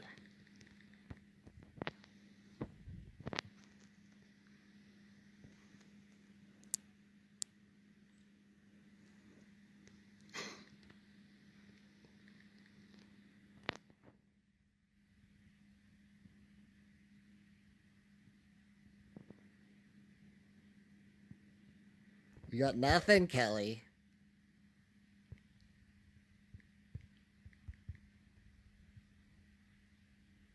This is what happens when you laugh at bullies. If you laugh at bullies, they got nothing. All they want to do is insult you. That's all you got. Oh, now she's deleting it.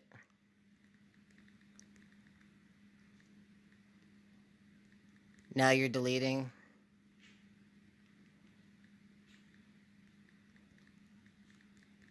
Your comments again.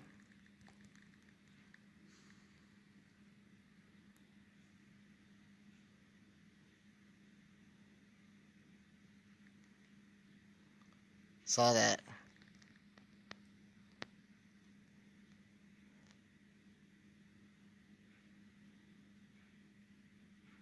What more do you want to say to me?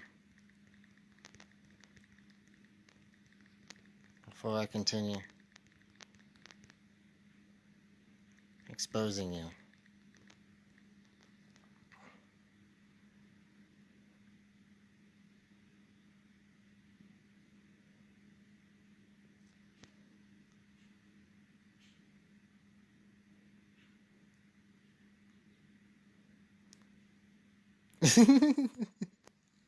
See, people. Oh, man. See, now she deleted that. See, she just incriminated herself right there. Got that one. Got that one. Did you know I have been screen recording this entire conversation since before I accepted your first message? Been recording for 9 minutes.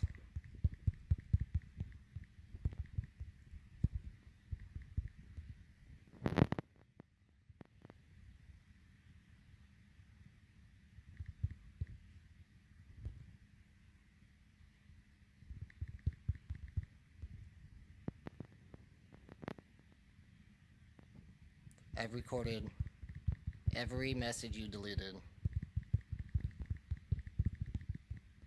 anticipating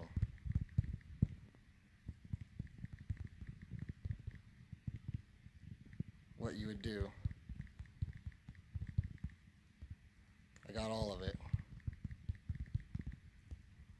from the beginning till the last. Oh, I will be uploading it.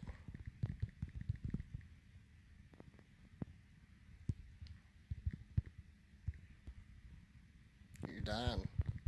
Done. Done, done, done, done. Dun, dun, dun, dun. Bum, bum, bum, bum, bum.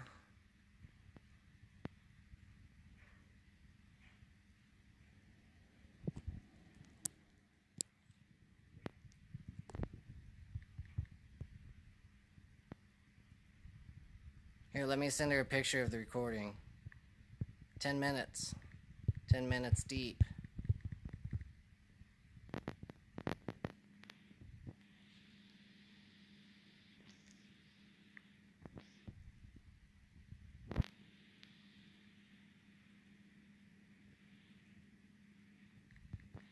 On 11.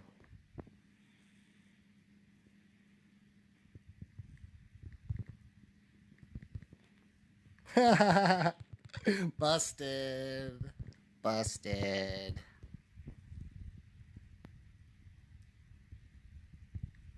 The FBI would love this. Would love this. And the police. And the communities. And the communities. Everybody.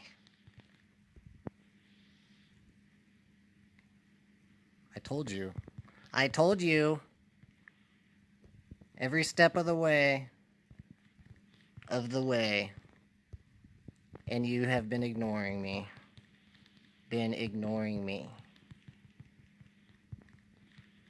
And mocking me. And threatening me. Game over.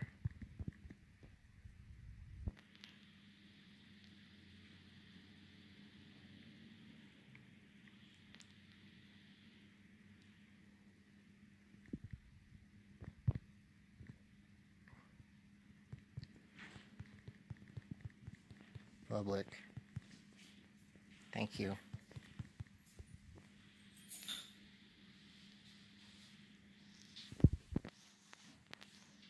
Alright, now I'm going to end the video because I don't know if she's going to reply.